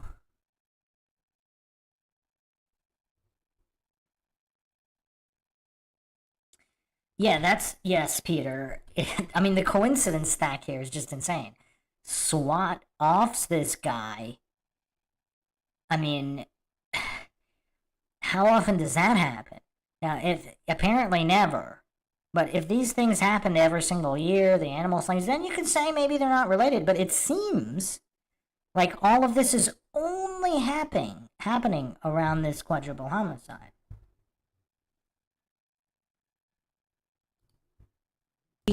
Like you, they made their own deals with the devil and likewise are expected to fall in line.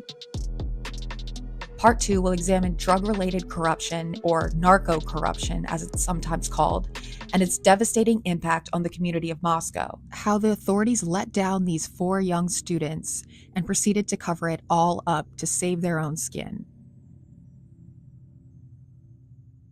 Please don't get distracted by the conspiracy theories, and I'll just be perfectly blunt. The nonsense that some people put out there just to stir the pot, that hurts the families all the more. That hurts the community all the more. And that's something authorities always say in every case where there was proven to be a conspiracy. Like, even, what was it, 9/11? I mean, there was a bunch where, you know, official individuals were saying, oh yeah, make sure you don't listen to the conspiracy theories. I mean, if they're that silly and easily dismissed, why would you even waste the time and energy talking about that? Megan, I have not seen the Moscow PD recruitment video.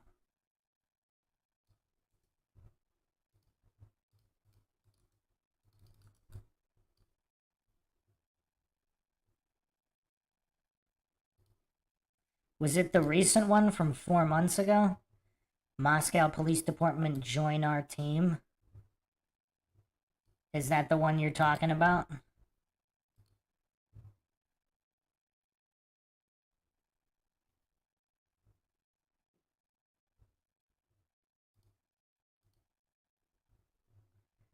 Okay, let's look at it. I'll put it up here in a second.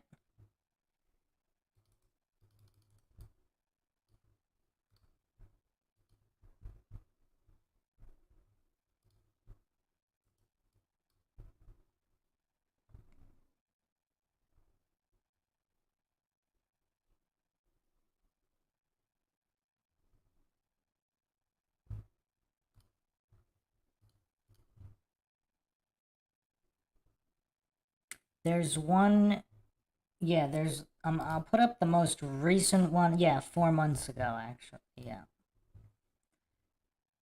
I'll put it up in a second.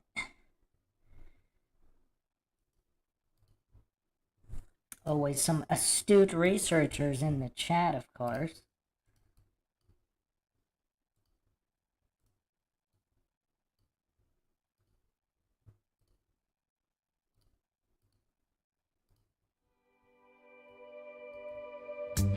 I think everybody gets into this to help people, and I personally think this is the best way for me to be able to help people.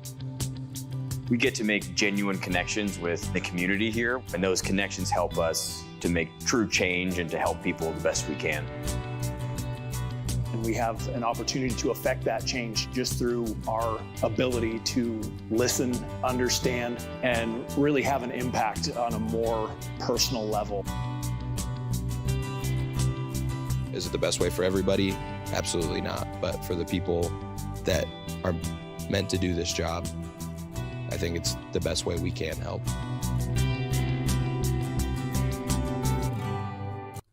Wow. I mean, I don't know, is this par for the course? I haven't seen a lot of recruitment videos, so I don't know if this is par for the course, but I mean, man, the music here. Wow. Wow.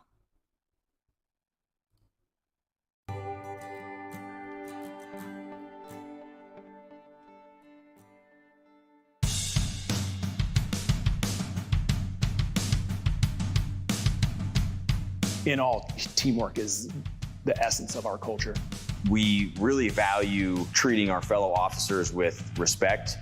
We here at Moscow have built a very high standard. We really work as a cohesive machine through some of. Also, interesting note, comments are disabled on this video.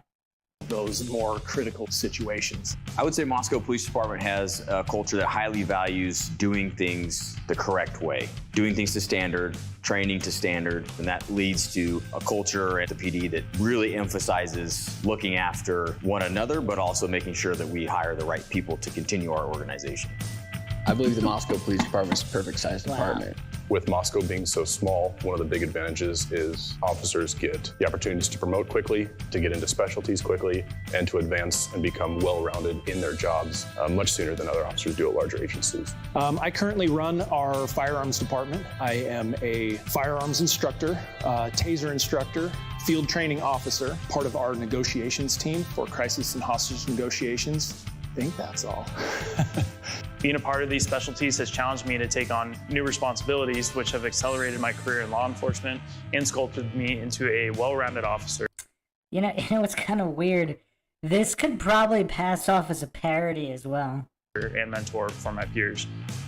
I think a lot of people would imagine a small department like ours doesn't have some of the things we do. We have a traffic unit, we have detectives, K9. I've had the opportunity to be the first K9 handler here in Moscow, and Ragnar has been great at his job. It's been a great honor to work with such a cool dog and have such a great tool to combat drug crime in our area. You know, we're currently sitting in a multi-million-dollar facility, including a huge locker room. I mean, the propaganda is thick here. It is thick. With individual lockers, a gym. A couple of years back, we put it on a bond asking the community for their support. And if it weren't for those community relationships that we have, that would have never come to fruition. And we're very, very thankful for that. The individuals that work for our department truly enjoy working for our department and in our community, myself included. I thoroughly enjoy coming to work every day and look forward to it.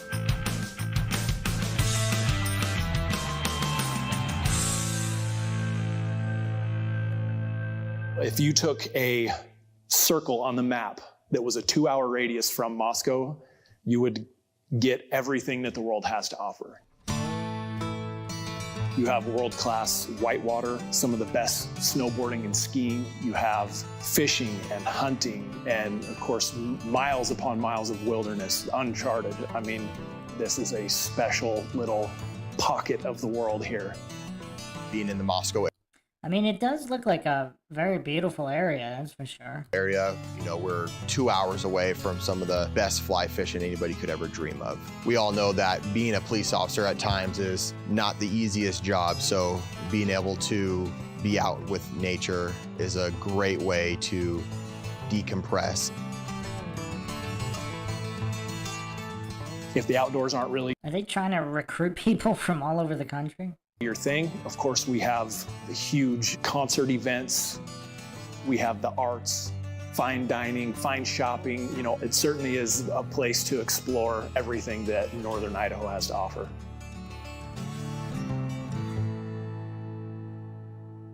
I enjoy the opportunities I have to keep Moscow an enjoyable and livable community through proactive policing. My favorite community event is the Lee Newbill Safety Fair. The Safety Fair is a meaningful tribute to our agency's sole line of duty death, Officer Lee Newbill. This is a big annual event for us where we size and provide helmets for our young bicyclists and provide other services such as conducting car seat checks.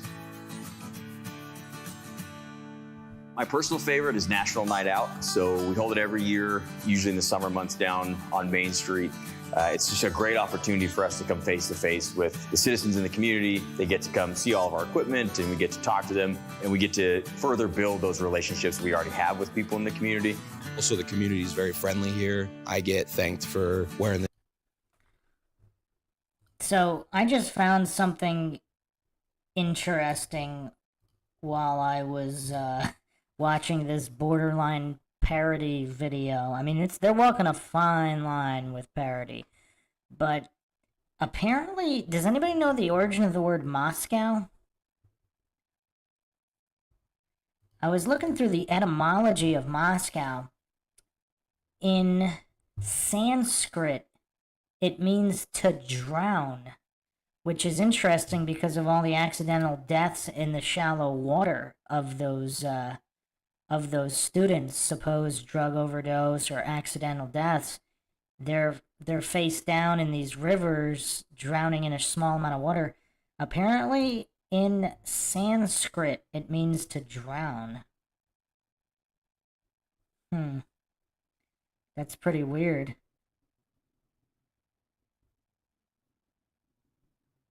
Huh. I mean, I don't know what Moscow, Idaho was named after. I'm kind of assuming it was named after Moscow, Russia, like many cities in the U.S. are named after other cities, like Athens, Georgia, or whatever, all these cities. That is kind of weird. I was trying to find more occult references. Moscow has acquired several epithets, mostly referring to its size and preeminent status within the nation. The Third Rome, Whitestone One, First Throne, 40 Soroks. Moscow is one of the 12 hero cities. Huh.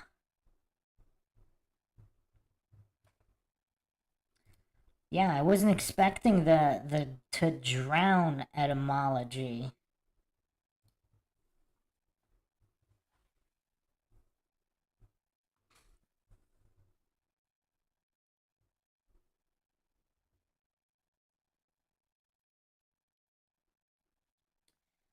Also from the 1300s, of or pertaining to the head, as in the capital, or the chief, the first.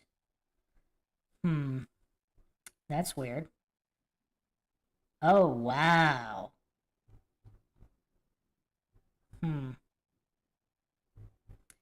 For whatever reason, I don't know why this is showing up, but on etymonline.com, no relation to Moscow. It's just on the more to explore section. It brings up Russia, Kremlin capital, and also pimp, one who provides others with the means and opportunity of gratifying their sexual lusts. Circa 1600 of unknown origin. Why would that be under Moscow in etymonline.com, the online etymology dictionary? That's kind of weird. That's definitely kind of weird. Huh. Alright, let's continue this commercial. I think it's almost over. Uniform all the time, even though we all know that's not what we got into the job for. It always feels good for someone to appreciate a job that is underappreciated in today's day and age. By far, my favorite part of working in law enforcement has been the ability to make an impact and provide that level of safety and security that we all enjoy to our community members. And specifically here at the Moscow Police Department, being able to provide that impact in the community where I've chosen to live and raise my family means the world to me. I also like being in an area where there's 2 college towns, because it just brings a different dynamic to a city. The university has a really strong, wonderful partnership and relationship with the City of Moscow Police Department. It is great. Some of the things we do are foot patrols around campus. We're working every event, football games, concerts. We are a security detail for the university. It is so. This is kind of crazy. So they have this strong connection with the University of Idaho and the students. I mean, they didn't do such a great job in preventing this quadruple homicide while literally parked down the street. That's kind of weird to me that they would be trying to parade this around. Wow. Also, another point about Moscow, the Sanskrit meaning to drown, drown doesn't have to be in water. You can drown in blood, metaphorically. You can drown in a lot of things. You can drown in drugs. So that is an interesting name. Huh. Reassuring and wonderful to have that kind of connection for our students and our employees. And so this is just a wonderful environment for living in. It's really, I guess, a paradise for people that want to raise a family. We have a lot of great biking trails, a lot of great farmers markets and community events. The schools, the parks, the safety in the community. Moscow is rated one of the top places in Idaho to raise a family.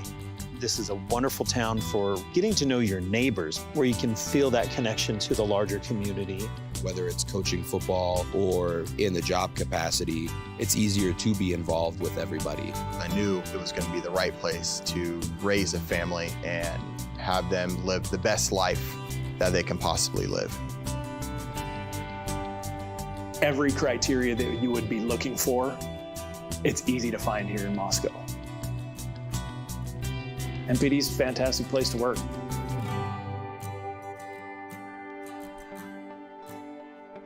Yeah, they really laid it on thick there. They laid it on thick.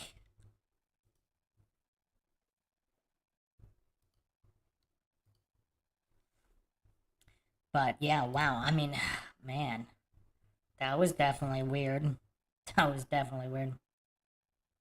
Peter says here, I believe the names of places have something to do with the things that happen in them, like missing 411. A lot of people go missing or get found dead, places with devil in the name.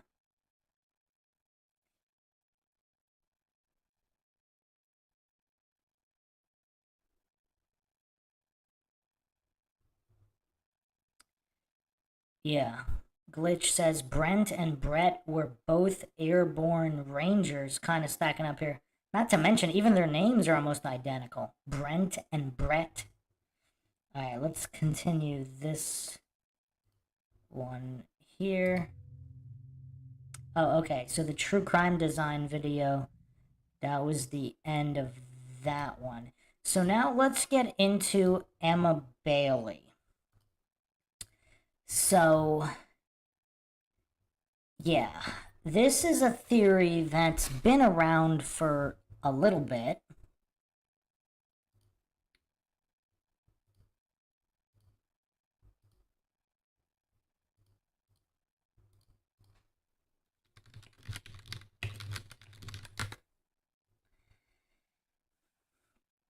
So a few articles here. Let's go to Daily Chronicle, June 1st, 2023.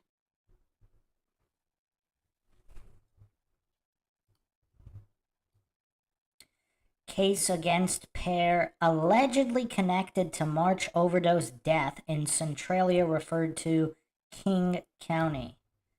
We have just this repetition of the word king also everywhere. Moscow and King.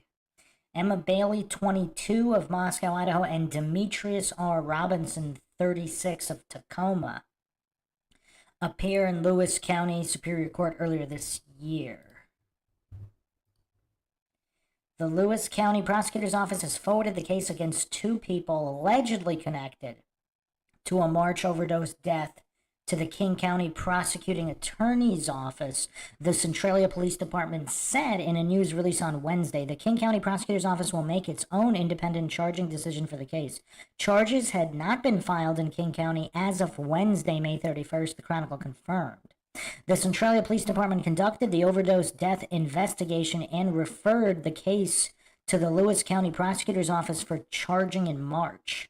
A Lewis County Superior Court judge granted the Lewis County Prosecutor's Officer's motion to dismiss the cases against Emma Bailey, 22, of Moscow, Idaho, and Demetrius R. Robinson, 36, of Tacoma on Thursday, May 25th, and release orders for both co-defendants were approved the same day. The two were each charged in March with one count of conspiracy to commit violation of the Uniform Controlled Substances Act in Lewis County Superior Court following a joint narcotics enforcement team investigation. The specific reasons for asking the cases to be dismissed were not clarified in the public court documents. However, the Centralia Police Department stated Wednesday the dismissals were due to a determination made during the investigation, quote, that King County was the appropriate venue for prosecution, end quote. The conclusion was reached after Bailey's attorney raised the question of prosecutorial jurisdiction, according to the news release. Bailey and Robinson were accused of delivering cocaine to a 22-year-old man who was visiting from the University of Idaho in Moscow shortly before he overdosed at a party in Seattle the night of March 20th. He received care at Harborview Medical for the overdose before he was discharged at 2 a.m. and picked up by the friend who lives in Centralia. Officers with the Centralia Police Department responded about 9 a.m. March 21st to a report that the man who was found by his friend inside an apartment in the 3000 block of Borst Avenue. Borst Avenue, as in borscht, a Russian food. What? And Moscow, Idaho. Like, who settled the Moscow area in Idaho? I actually don't know the history of that. Was unconscious and not breathing, according to a news release from the police department. The friend told law enforcement the man went to sleep and stopped breathing shortly before the friend called 911, according to court documents. Before the release on Thursday, Bailey and Robinson had been in custody on $100,000 bail since March 21st, awaiting a May 30th trial date. I actually haven't even found an update on this. May 29th. So they were released. Oh, there is an update here. May 29th. They were released days before the trial. So what is going on here? Were they just released with no charges filed? Is this because they're connected to the Moscow case and they're possibly CIs or were involved in that operation and they don't want to compromise anything? Because they're not going to blow the whistle, so they just get let off the hook. This is wild. I mean, this is crazy.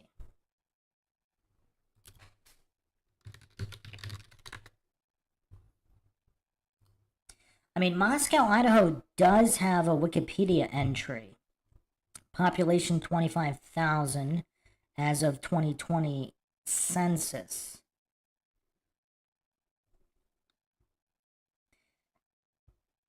Apparently, indigenous people inhabited what is now Moscow. The Nez Perce, the Palouse, and the Coeur d'Alene people. Miners and farmers began arriving in northern Idaho after the Civil War. The first settlers came to the Moscow area 153 years ago in 1871. When the first U.S. post office opened in 1872, the town was called Paradise Valley, but the name changed to Moscow in 1875. So that's kind of curious. So this is formerly Paradise Alley, changed to Moscow, which means to drown in Sanskrit. Curious? There's also the Troy Highway. Troy, as in the formerly lost mythical city of Troy. I mean, this is all quite weird. It says here, historians have disputed the precise origin of the name Moscow. There is no conclusive proof that it is connected to the Russian capital, although various accounts suggest it purposely evoked the Russian city or was named by Russian immigrants. Another account claims the name derives from a Native American tribe named Masco.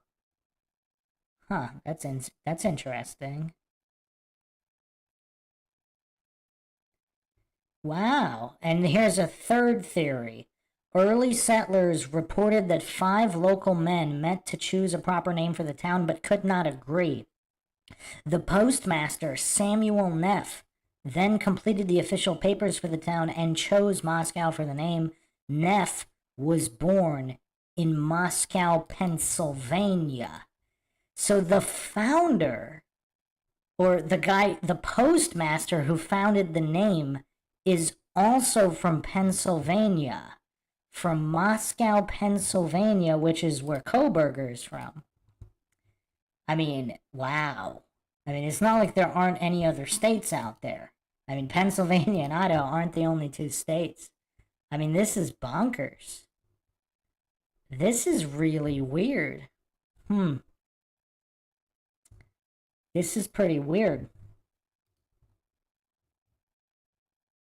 Moscow, Pennsylvania, population 2,000. So Moscow was literally nothing.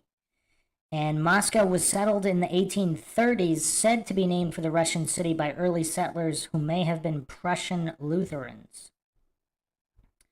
Well, that makes a little bit more sense. So that's the Pocono area, which is where Koberger is from. Okay.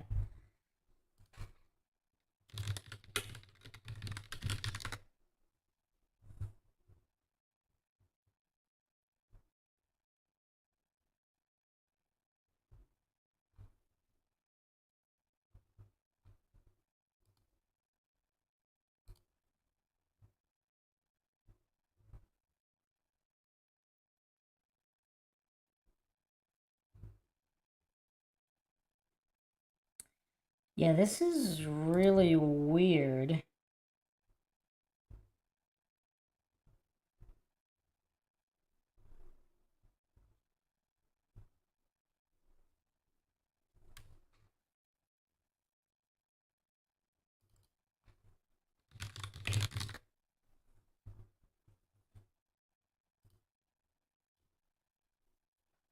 So, his parents live in Albrightsville, Pennsylvania.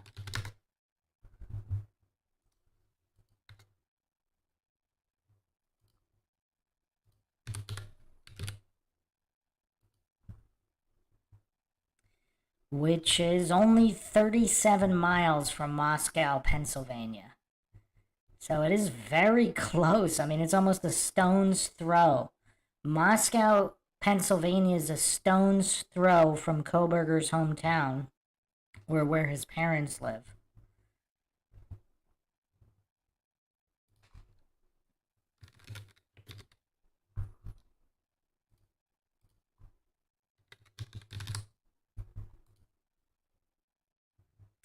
That's weird. That's pretty weird. Is that all? Is this? I mean, is this all coincidental? I mean, I don't know. This is really crazy.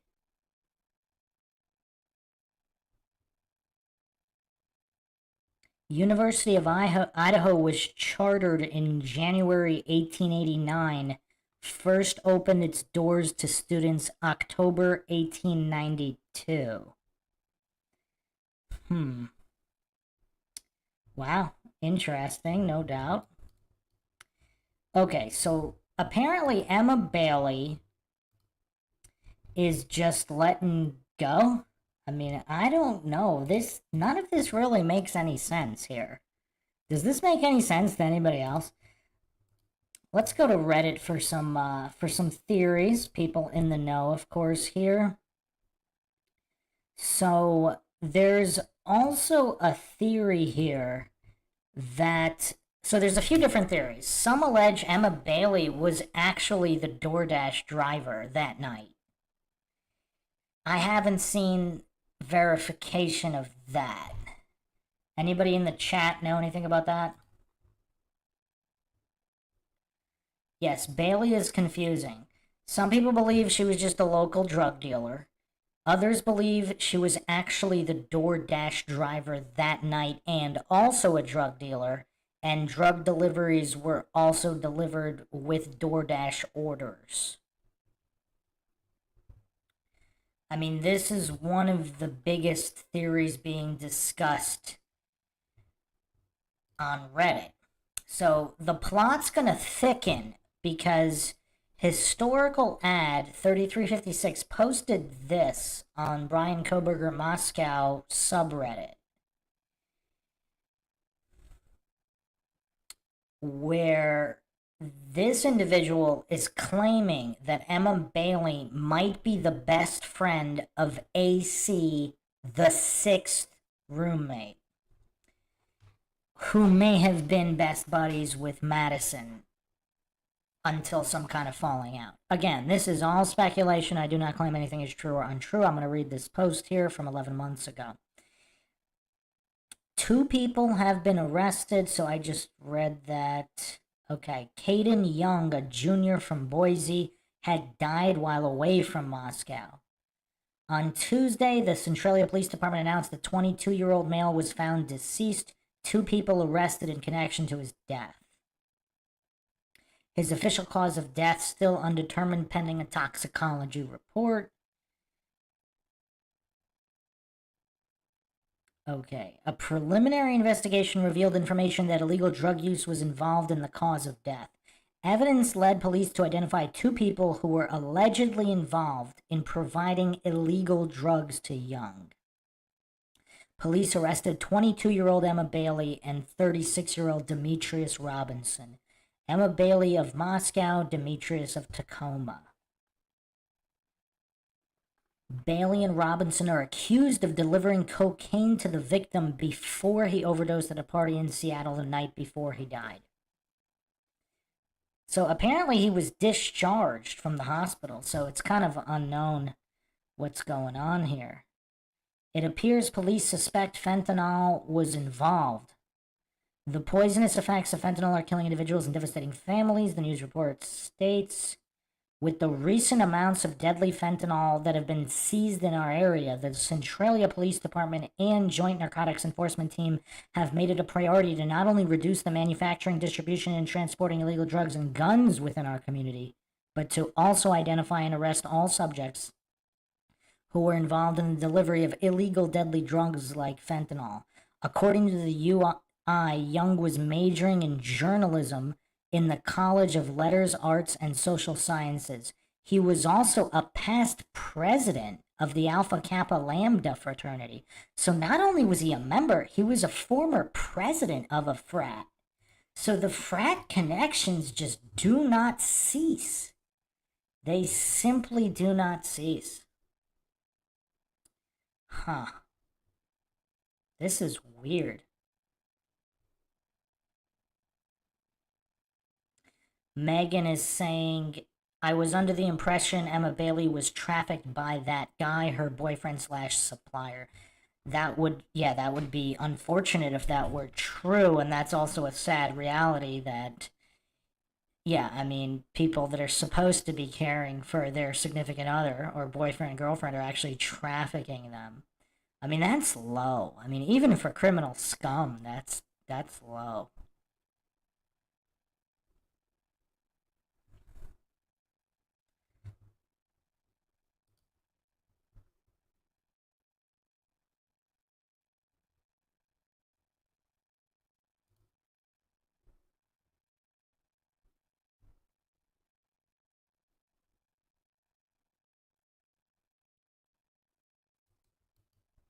Other people are also speculating what this 22-year-old is doing hanging out with the 36-year-old.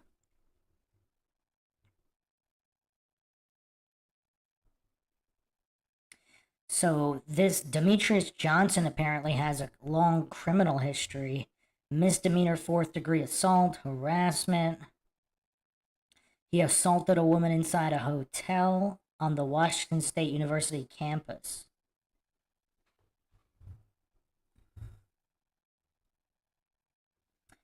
Wow, he's also got other felony assaults, trials going back all the way to 2018. Found guilty of assaulting an individual at a Pullman apartment complex in July of that same year. Robinson was also arrested by Pullman police last summer for allegedly raping a woman inside a local residence. So last summer would have been 2020. So this career criminal is just apparently getting away with everything all the time. Is he connected to corrupt cops and that's why he keeps getting let out? Like, they apparently, both of them just got let out again. What is going on here? This is really weird.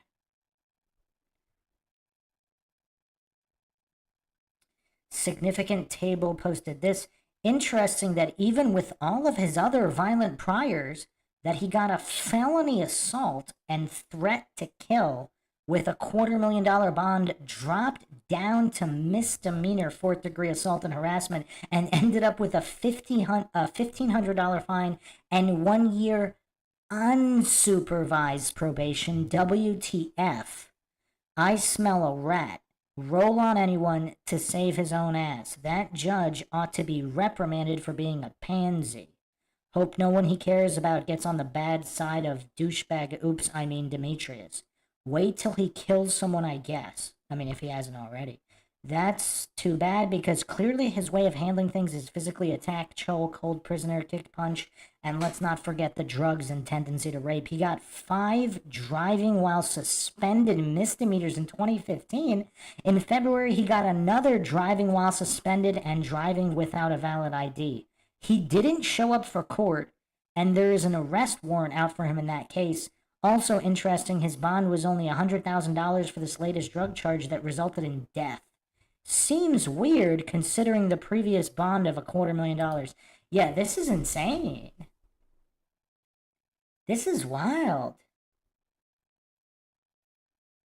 Apparently, he also made a post the day after the Idaho 4 murders.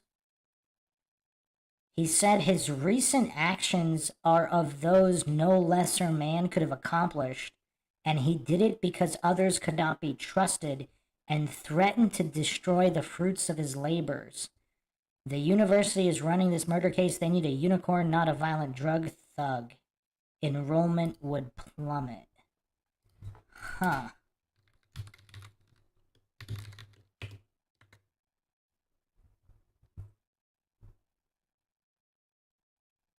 This is really weird how their case is just dismissed.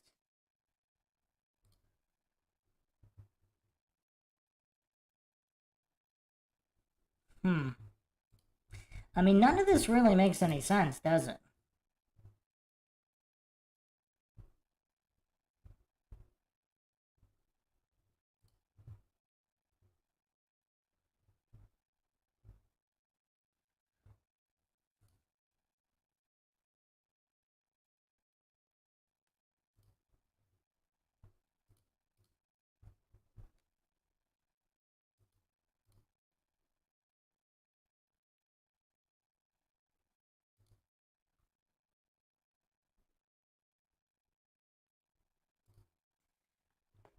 So apparently she dropped drugs while under surveillance on the CCTV at the police station.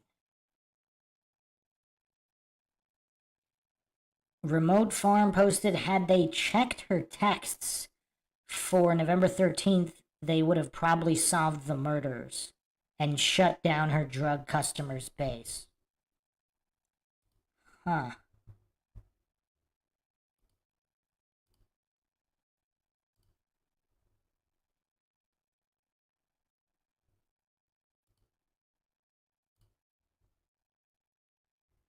Also, apparently she lived and or lives right behind 1122 King Road, or formerly lived there.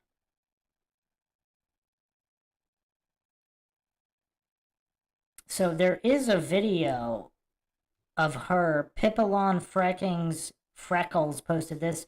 I slowed down because she got arrested for DUI.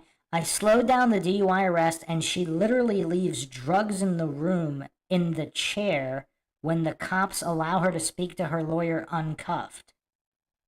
She grabs a tissue, digs in her pants at the end of the room vid, and drops it on the floor. When she leaves the room, the once clear seat has a white roll on it. The next cop takes the dude in. Wonder if she even saw it or if this is a way to sneak drugs into the jail. Huh. Wow. Huh. So, wow. I mean, that would be totally wild. What is going on in Moscow, Idaho?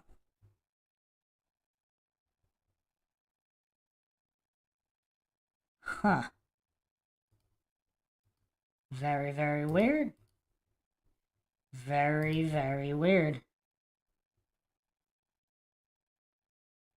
Sad Zombie posted this. I don't know if he knows these people, but he posted, Emma would never do opioids. Yes, she has partied a lot in her life, but would never touch a downer. She is highly against downers, to the point where if you do them, she will not be around you. Same with Demetrius. He has lost way too many loved ones to the opioid crisis. It's a sad situation, but what does her DUI a month before her arrest have to do with this court trial? I mean, I don't know if this person knows them personally or what's going on.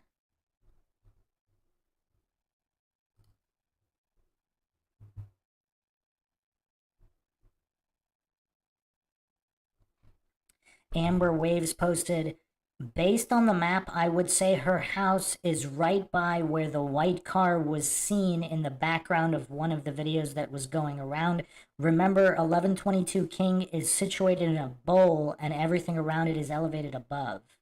So from the house off of Walenta, you could look down through the trees and see 1122 King.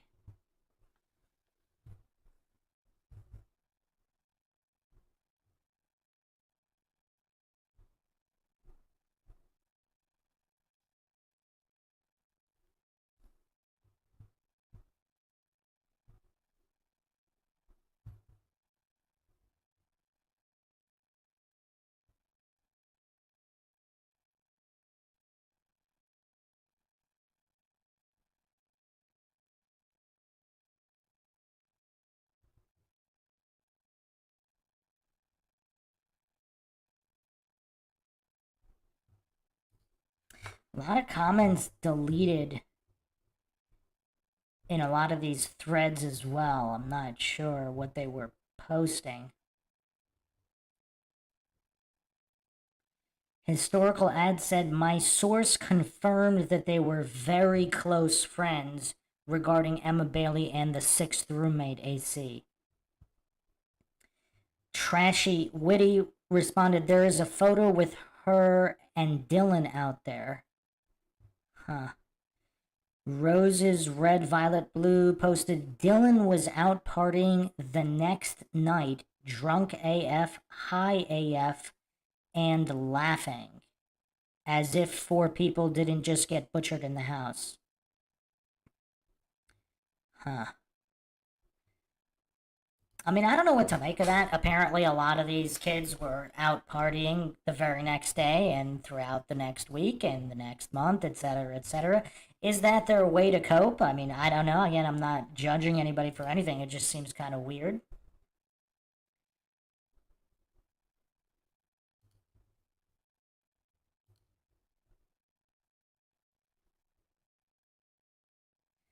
Historical Ad also posted, drugs have ruined so many lives. Miss Bailey was once a talented marketing major per what I've looked up. Most that use regularly will start dealing to support their habit.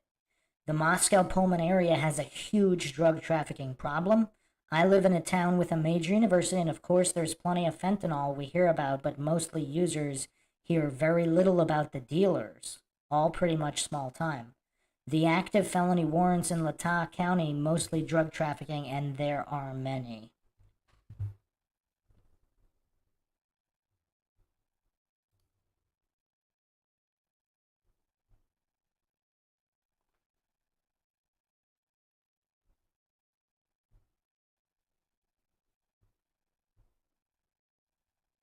Wow. Roses red, violets blue with a shocking post here. Again, I do not claim anything is true or untrue. I do not claim anyone is innocent or guilty of anything.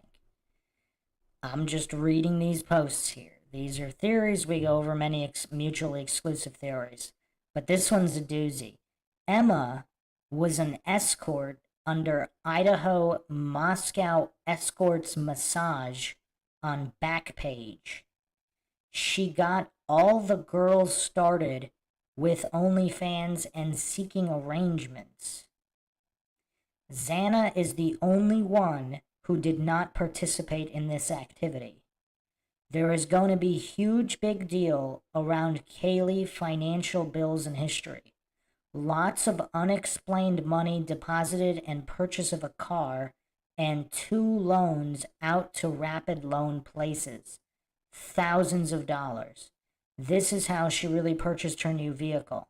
The drug pushers were livid that Kaylee was leaving, as she wasn't doing what she was in the house to do, sell narcotics, no rent. Kaylee spoke to a police department 2 weeks prior out of state to snitch. she received something in the mail that Dylan saw. And Dylan told Quinn, who then told Emma, and so on. No one knows yet what this letter had, but it wasn't good and was something Kaylee should not have done. Dylan was in charge to make her stay that night, which she indeed did.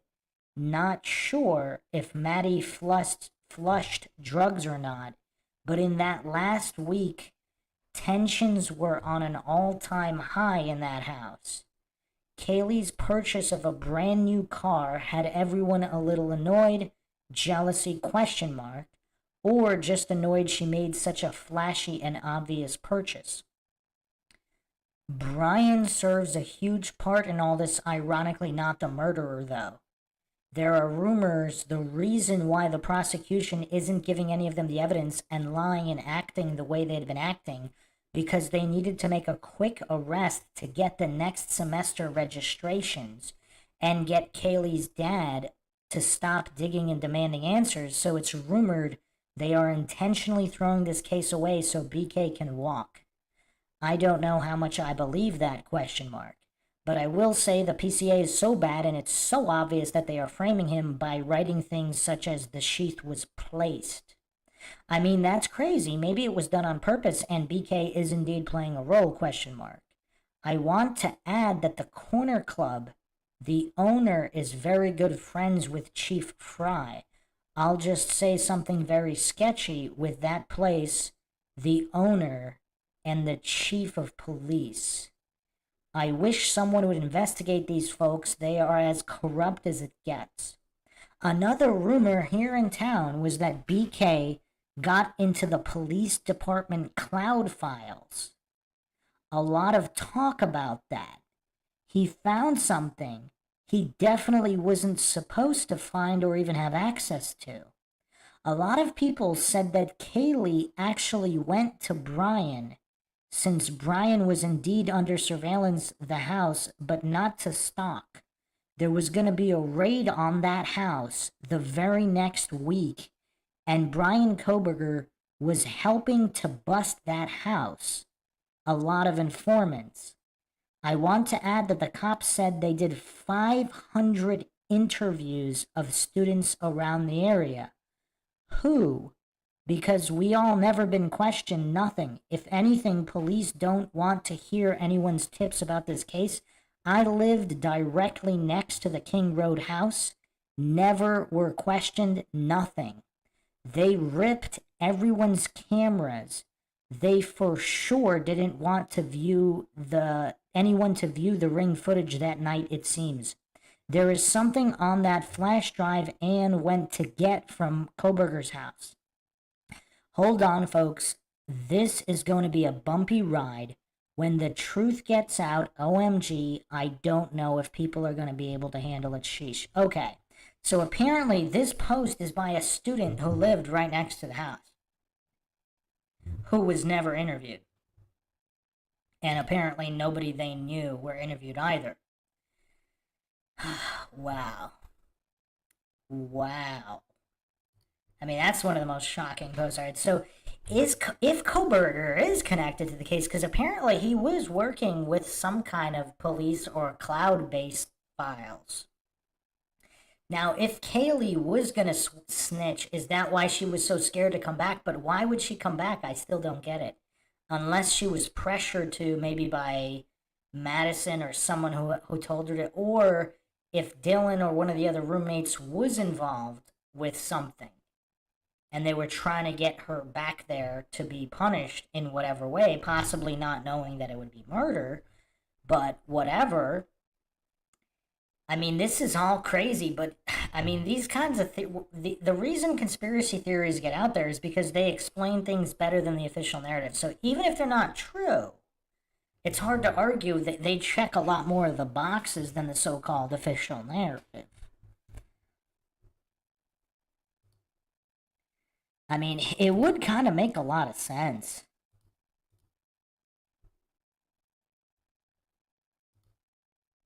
And then, of course, just the long amount of time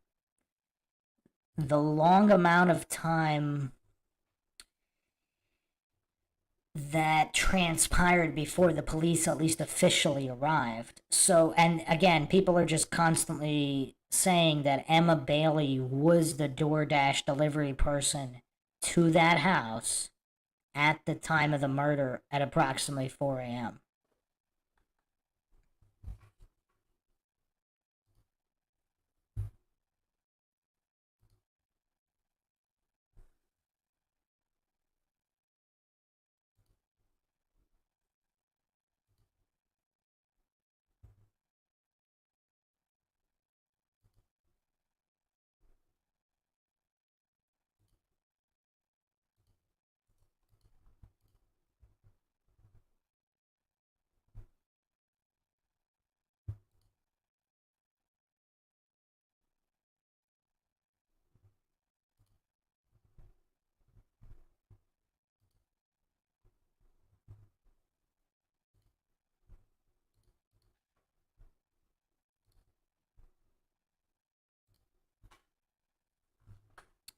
So what does everybody make of all this?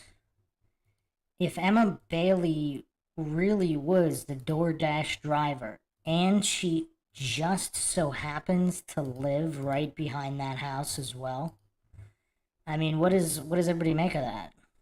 I mean, that's a lot of coincidences. And she was possibly best friends with the roommate who didn't live there but still paid rent there, and possibly also close friends with Madison at some point in time. I mean, the coincidence stack here is stratospheric. I'm going to go over another shocking post here. Stuff about drugs. 1122 King Road was going around before November 13th, 2022. So here are posts. I mean, these are posts with all the usernames kind of blocked out. My partner lives right next to where everything happened, and I was there last night. We saw parties going on there. Lots of police and reporters, heard of 4 people being dead around 1:45 p.m., and have been hearing stuff about drugs recently, but nothing else confirmed.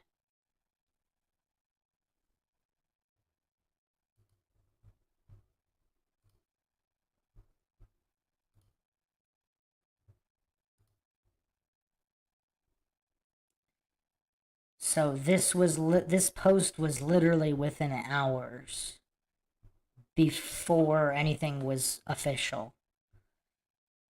Idaho Tribune posted, the section of Moscow, Idaho, where 4 University of Idaho students were murdered earlier this month is a known party spot, says local taxi driver who added that, quote, that's where people go to get drugs. So this is right on idahotribune.org.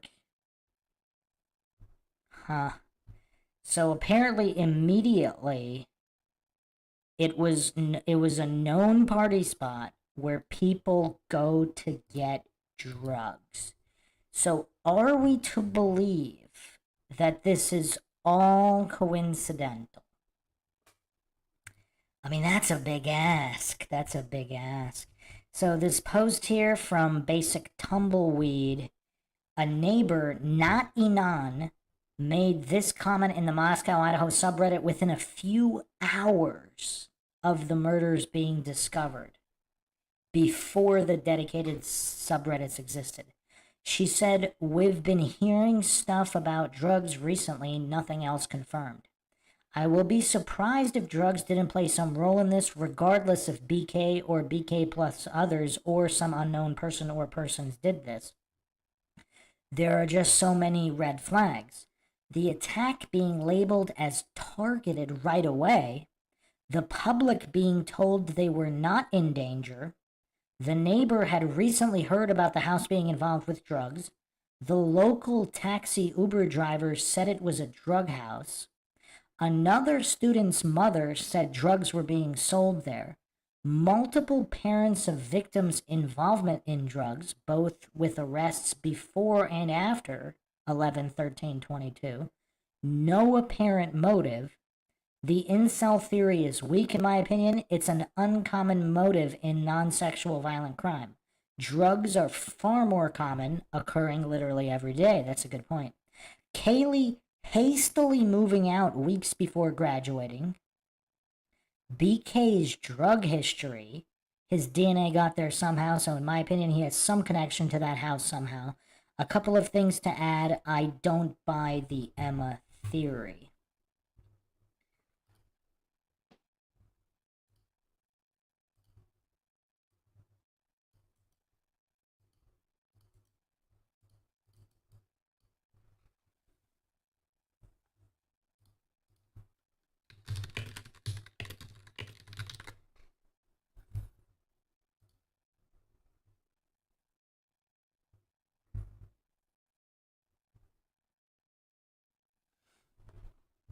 So here's another post from Clean Tradition on Brian Koberger subreddit.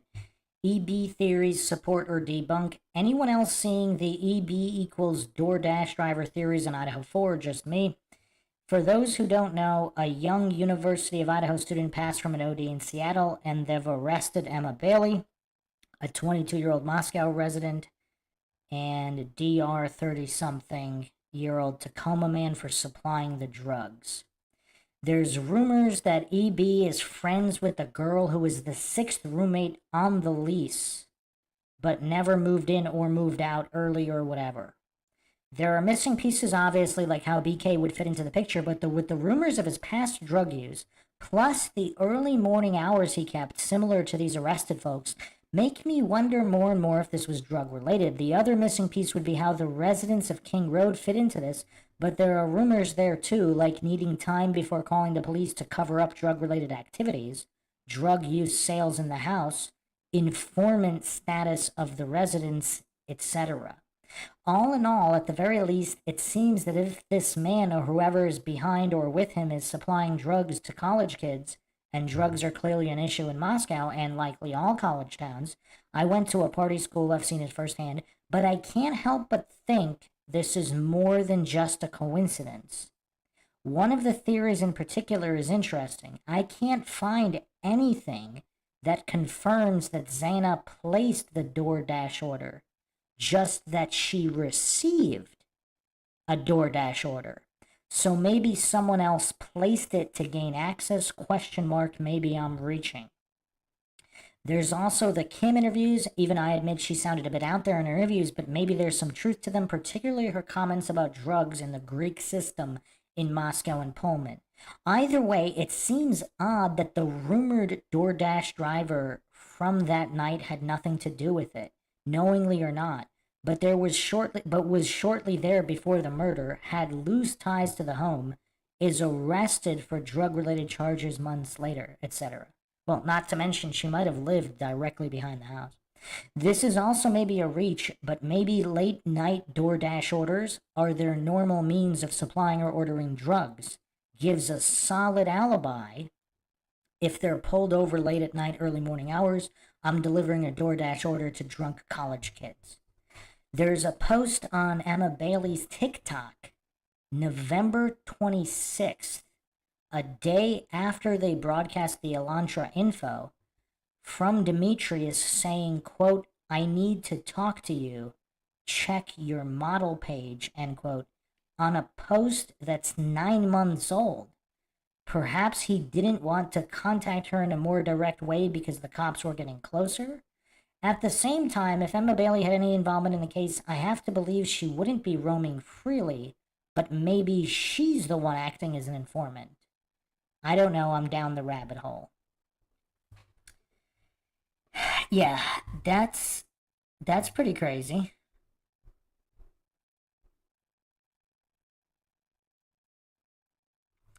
I am also the Walrus posted Moscow local here.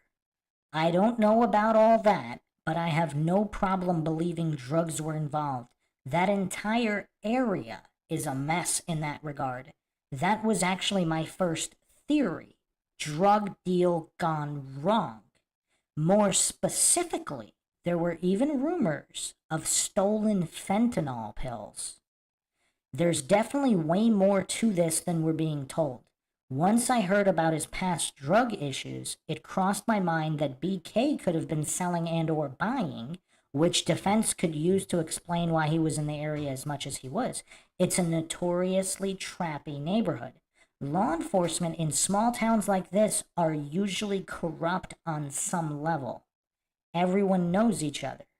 I know for a fact some sexual assault and drug-related expletive has been covered up. And there have been a handful of sus suicides here and in Pullman.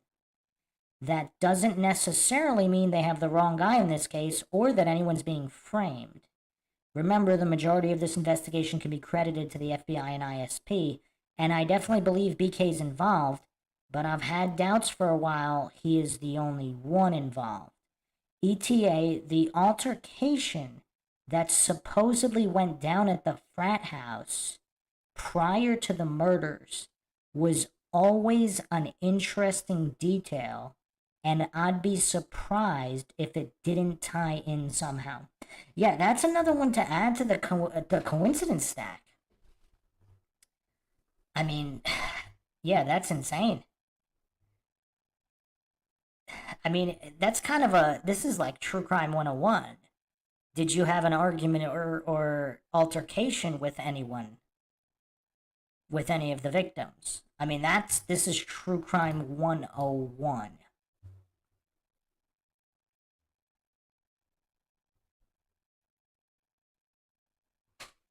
Financial Armadillo posted this. My niece is at WSU, but she has friends at school in Moscow, and one is in a sorority. They were all told to make their socials private and not discuss the case with anyone, nor share any details about the deceased. But she thought it was more out of safety concerns. The general theory around WSU is that BK was stalking at least one of them, and out of respect for the victims and survivors.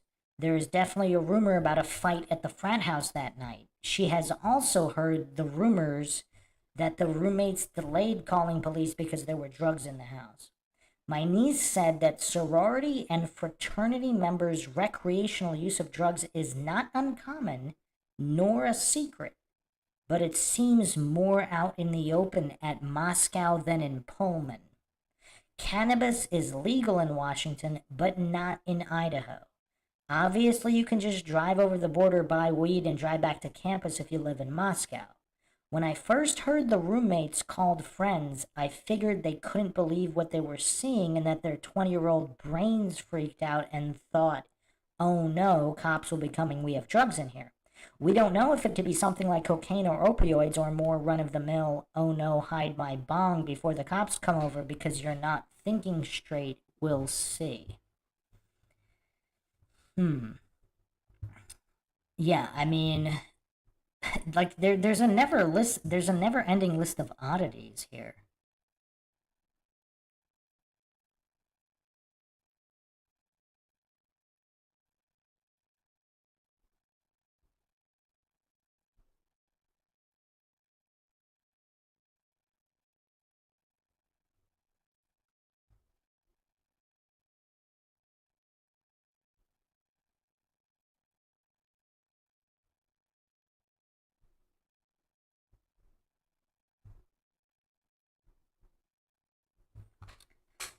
Snoo Woofers posted, shouldn't there be video of the DoorDasher's car and pings from the DoorDasher's cell phone as well? Clean to Tradition responded, definitely. They've known who the DoorDash driver is, but there's rumors that it's her. They could definitely be wrong, but it seems weird if she truly narrowly missed a massacre, knows and has ties to the residents, and is a drug dealer while there are rumors this was drug related. Just rumors, I get it, but it seems like a lot is going on in the area, and the girl has been involved potentially with 2 major incidents. If she's not the DoorDash driver, then my theory goes out the window.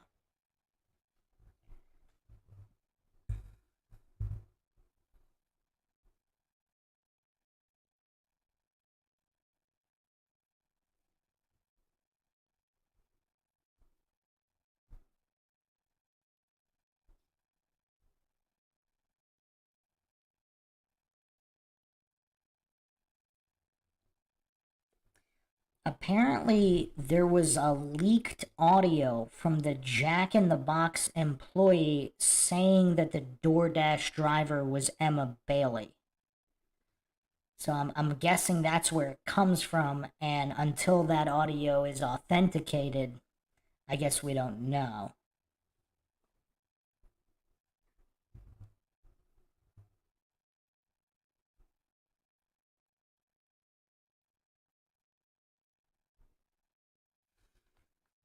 Also, let's not forget when BK's first question was anyone else arrested? Which is a curious question.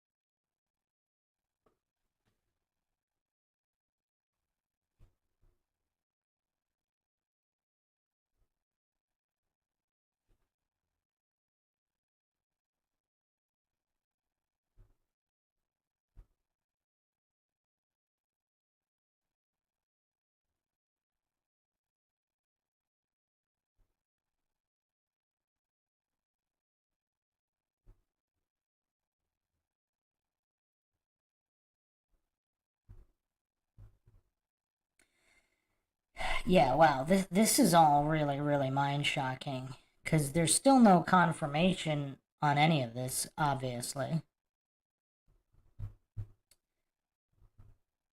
Okay, couple more things to go over here.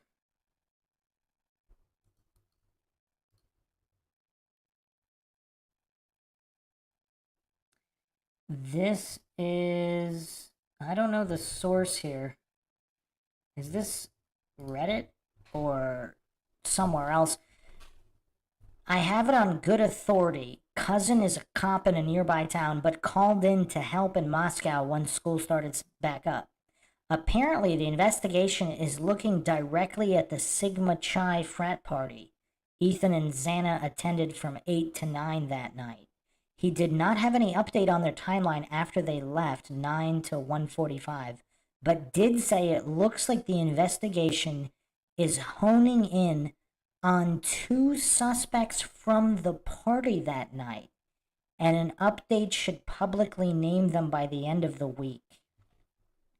There's no date on this post. Sigma has made their socials private and removed all info from Facebook going back a few years. That's curious. They believe Ethan and Xana were the main targets, stemming from an argument that night. Downstairs survivors could hear 2 males rummaging through the room above them, figured it was an after party, locked the doors, and went to bed. When they discovered them in the morning, about 30 minutes before the 911 call, they called their friends at Sigma to come over, who in turn called the police. It's right across the street, and for whatever reason, they believed it was people from Sigma upstairs around 2:15 that night. The back door was left open, one dead in bed, the other blocking their room's door with their body. Police just updated their Facebook to reiterate they are not looking into the activities of that night, only the murders, which to me suggests something went on, fight, drugs, etc., and spilled into anger later that night and got them killed. Also didn't want to release profile they created as it would cause undue fear in the community, i.e. Greek life. So this is a post supposedly by someone whose cousin is a cop in a nearby town, but was called to Moscow after school started back up.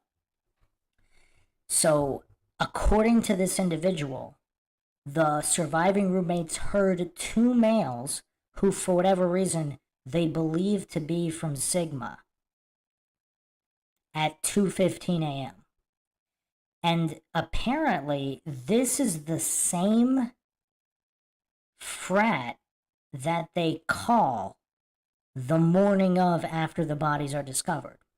Does that seem weird to anybody if this info is legit? I mean, this is kind of weird. If this info is legit, does this seem more like a setup than anything else? Again, I am not claiming it is legit, but if it is, what does that mean? Also, apparently there's a cry, "Please someone help," on the Linda Lane footage at 2:11 a.m. Again, I am not sure if that was legitimate or not. See, if it was legitimate and they were seeking to cover it all up, would they have someone admit it wasn't legitimate, even if it was?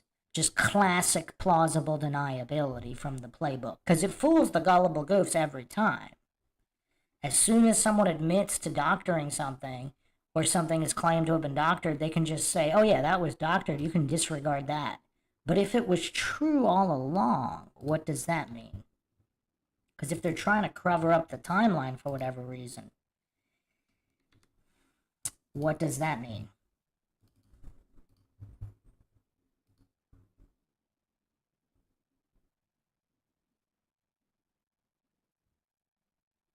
Apparently there's the Linda Lane car park footage, and there are several 1 hour long videos, and apparently you can hear someone crying, "Please someone help," at 2:11 a.m.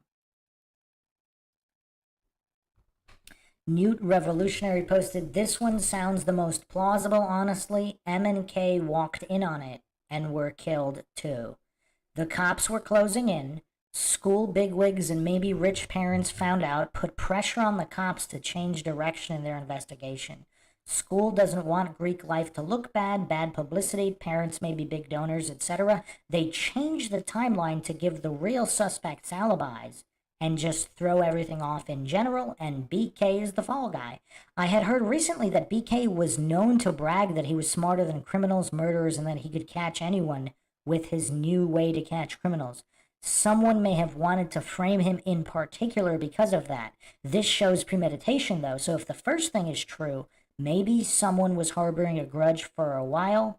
The frat fight was their opportunity." Huh.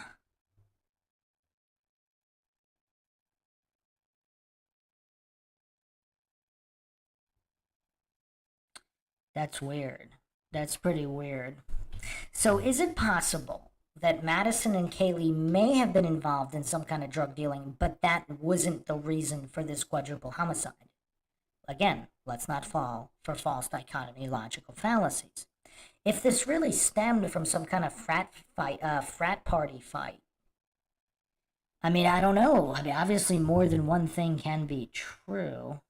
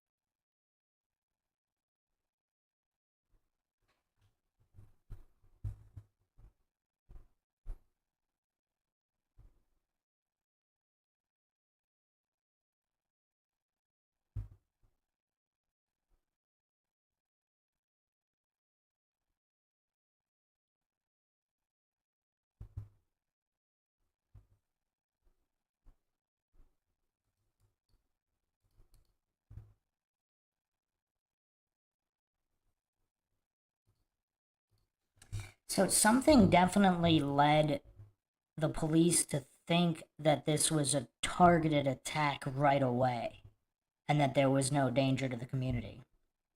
So what information did they have for that?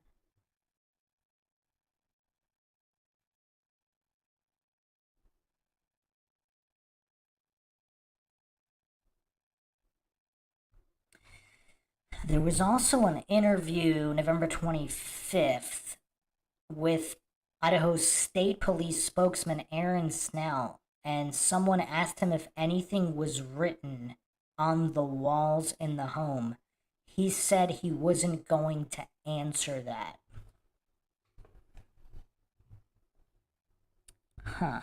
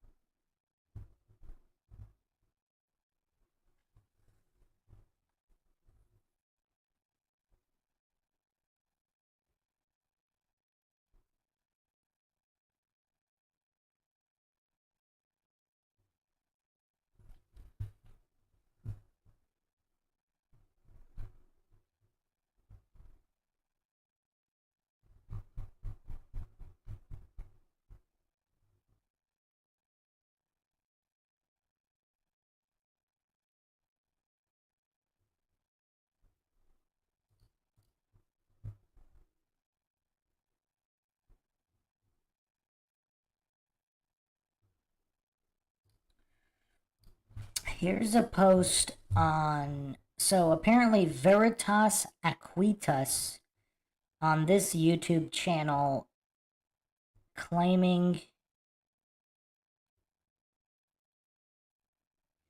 that AC, the sixth roommate, reported their Idaho 4 video. And there's a comment here by NHIV386. They were there at the grub truck that night. AC, her brother, her BFF Emma, plus others. They drive a high-dollar black Jeep SUV. Sometime after 4:30 a.m., a male who's in a hurry jumps into the black SUV and is seen quickly pulling out of the parking spot at the Queen Apartments. Wow, Queen, King, Queen. Wow, this is crazy. At the Queen Apartments in the Linda Lane 4 to 5 a.m. video. Then is seen leaving on Taylor Road, passing by the Linda Lane entrance 1 minute after leaving the parking spot. Did he stop to pick up the rest of them at 1122 King Road? Because it only takes 10 seconds or so to get to Linda Lane. Huh.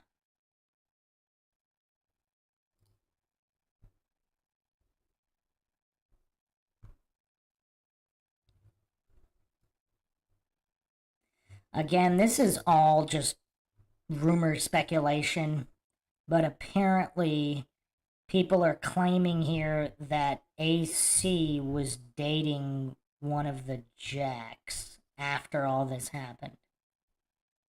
Huh.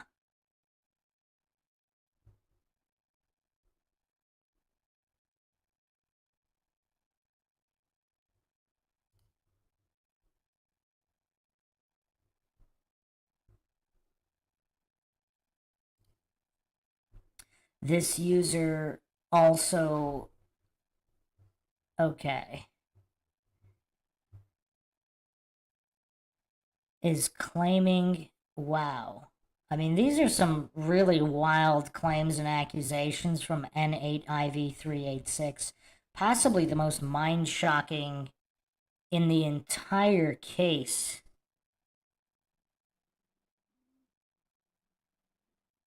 So,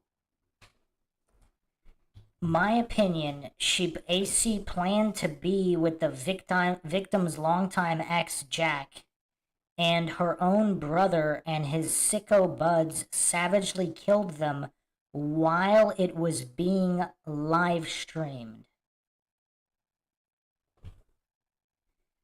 In my opinion, this is all about the pledging of allegiance to the Greek sorority and codes of the past, present, and current Greeks, and their cover-up for the 6 Greeks who are responsible for the quadruple homicide. BK wasn't one of them. had nothing to do with the murders and is being framed. K and M were killed in retaliation for the bullying and subsequent suicide of Hannah Clear, a former roommate at 1122 and an informant. And E and X were killed in retaliation for the teasing of a gay fraternity brother they walked in on.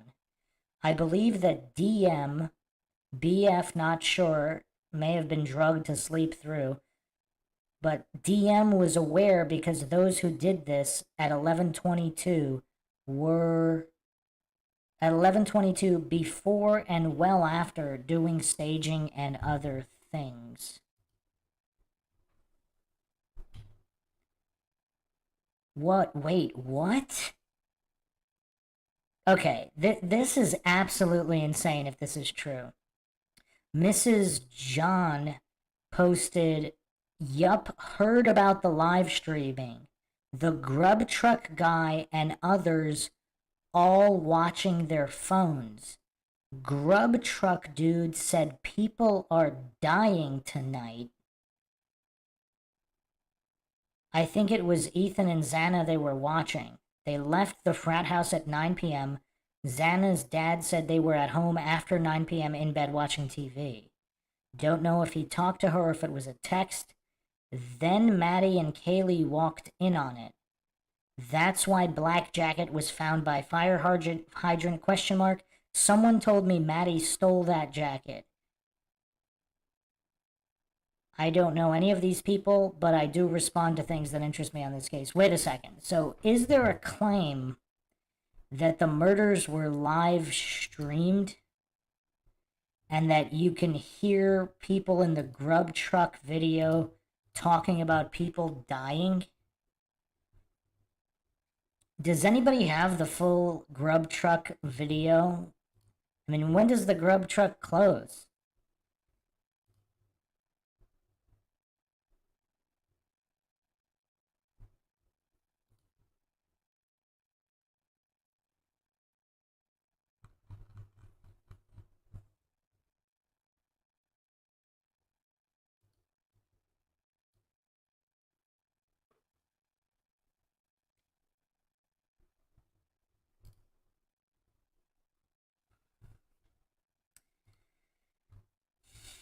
So what does everybody make of all this? I mean, this is getting to be quite the tangled web. I mean, we do have to keep in mind, this is the post-internet age. So, I mean, this is the live streaming age. I mean, obviously there have been other cases where people have live streamed a murder, but not exactly like this. This would be really sick. And if people did do this, obviously, I mean, wouldn't you think if that many people had the link or whatever, I mean, wouldn't you think it would be more well known? I mean, I don't know. I mean, especially involving drunk college kids. I mean, I don't know. If that were true, wouldn't that be more well known?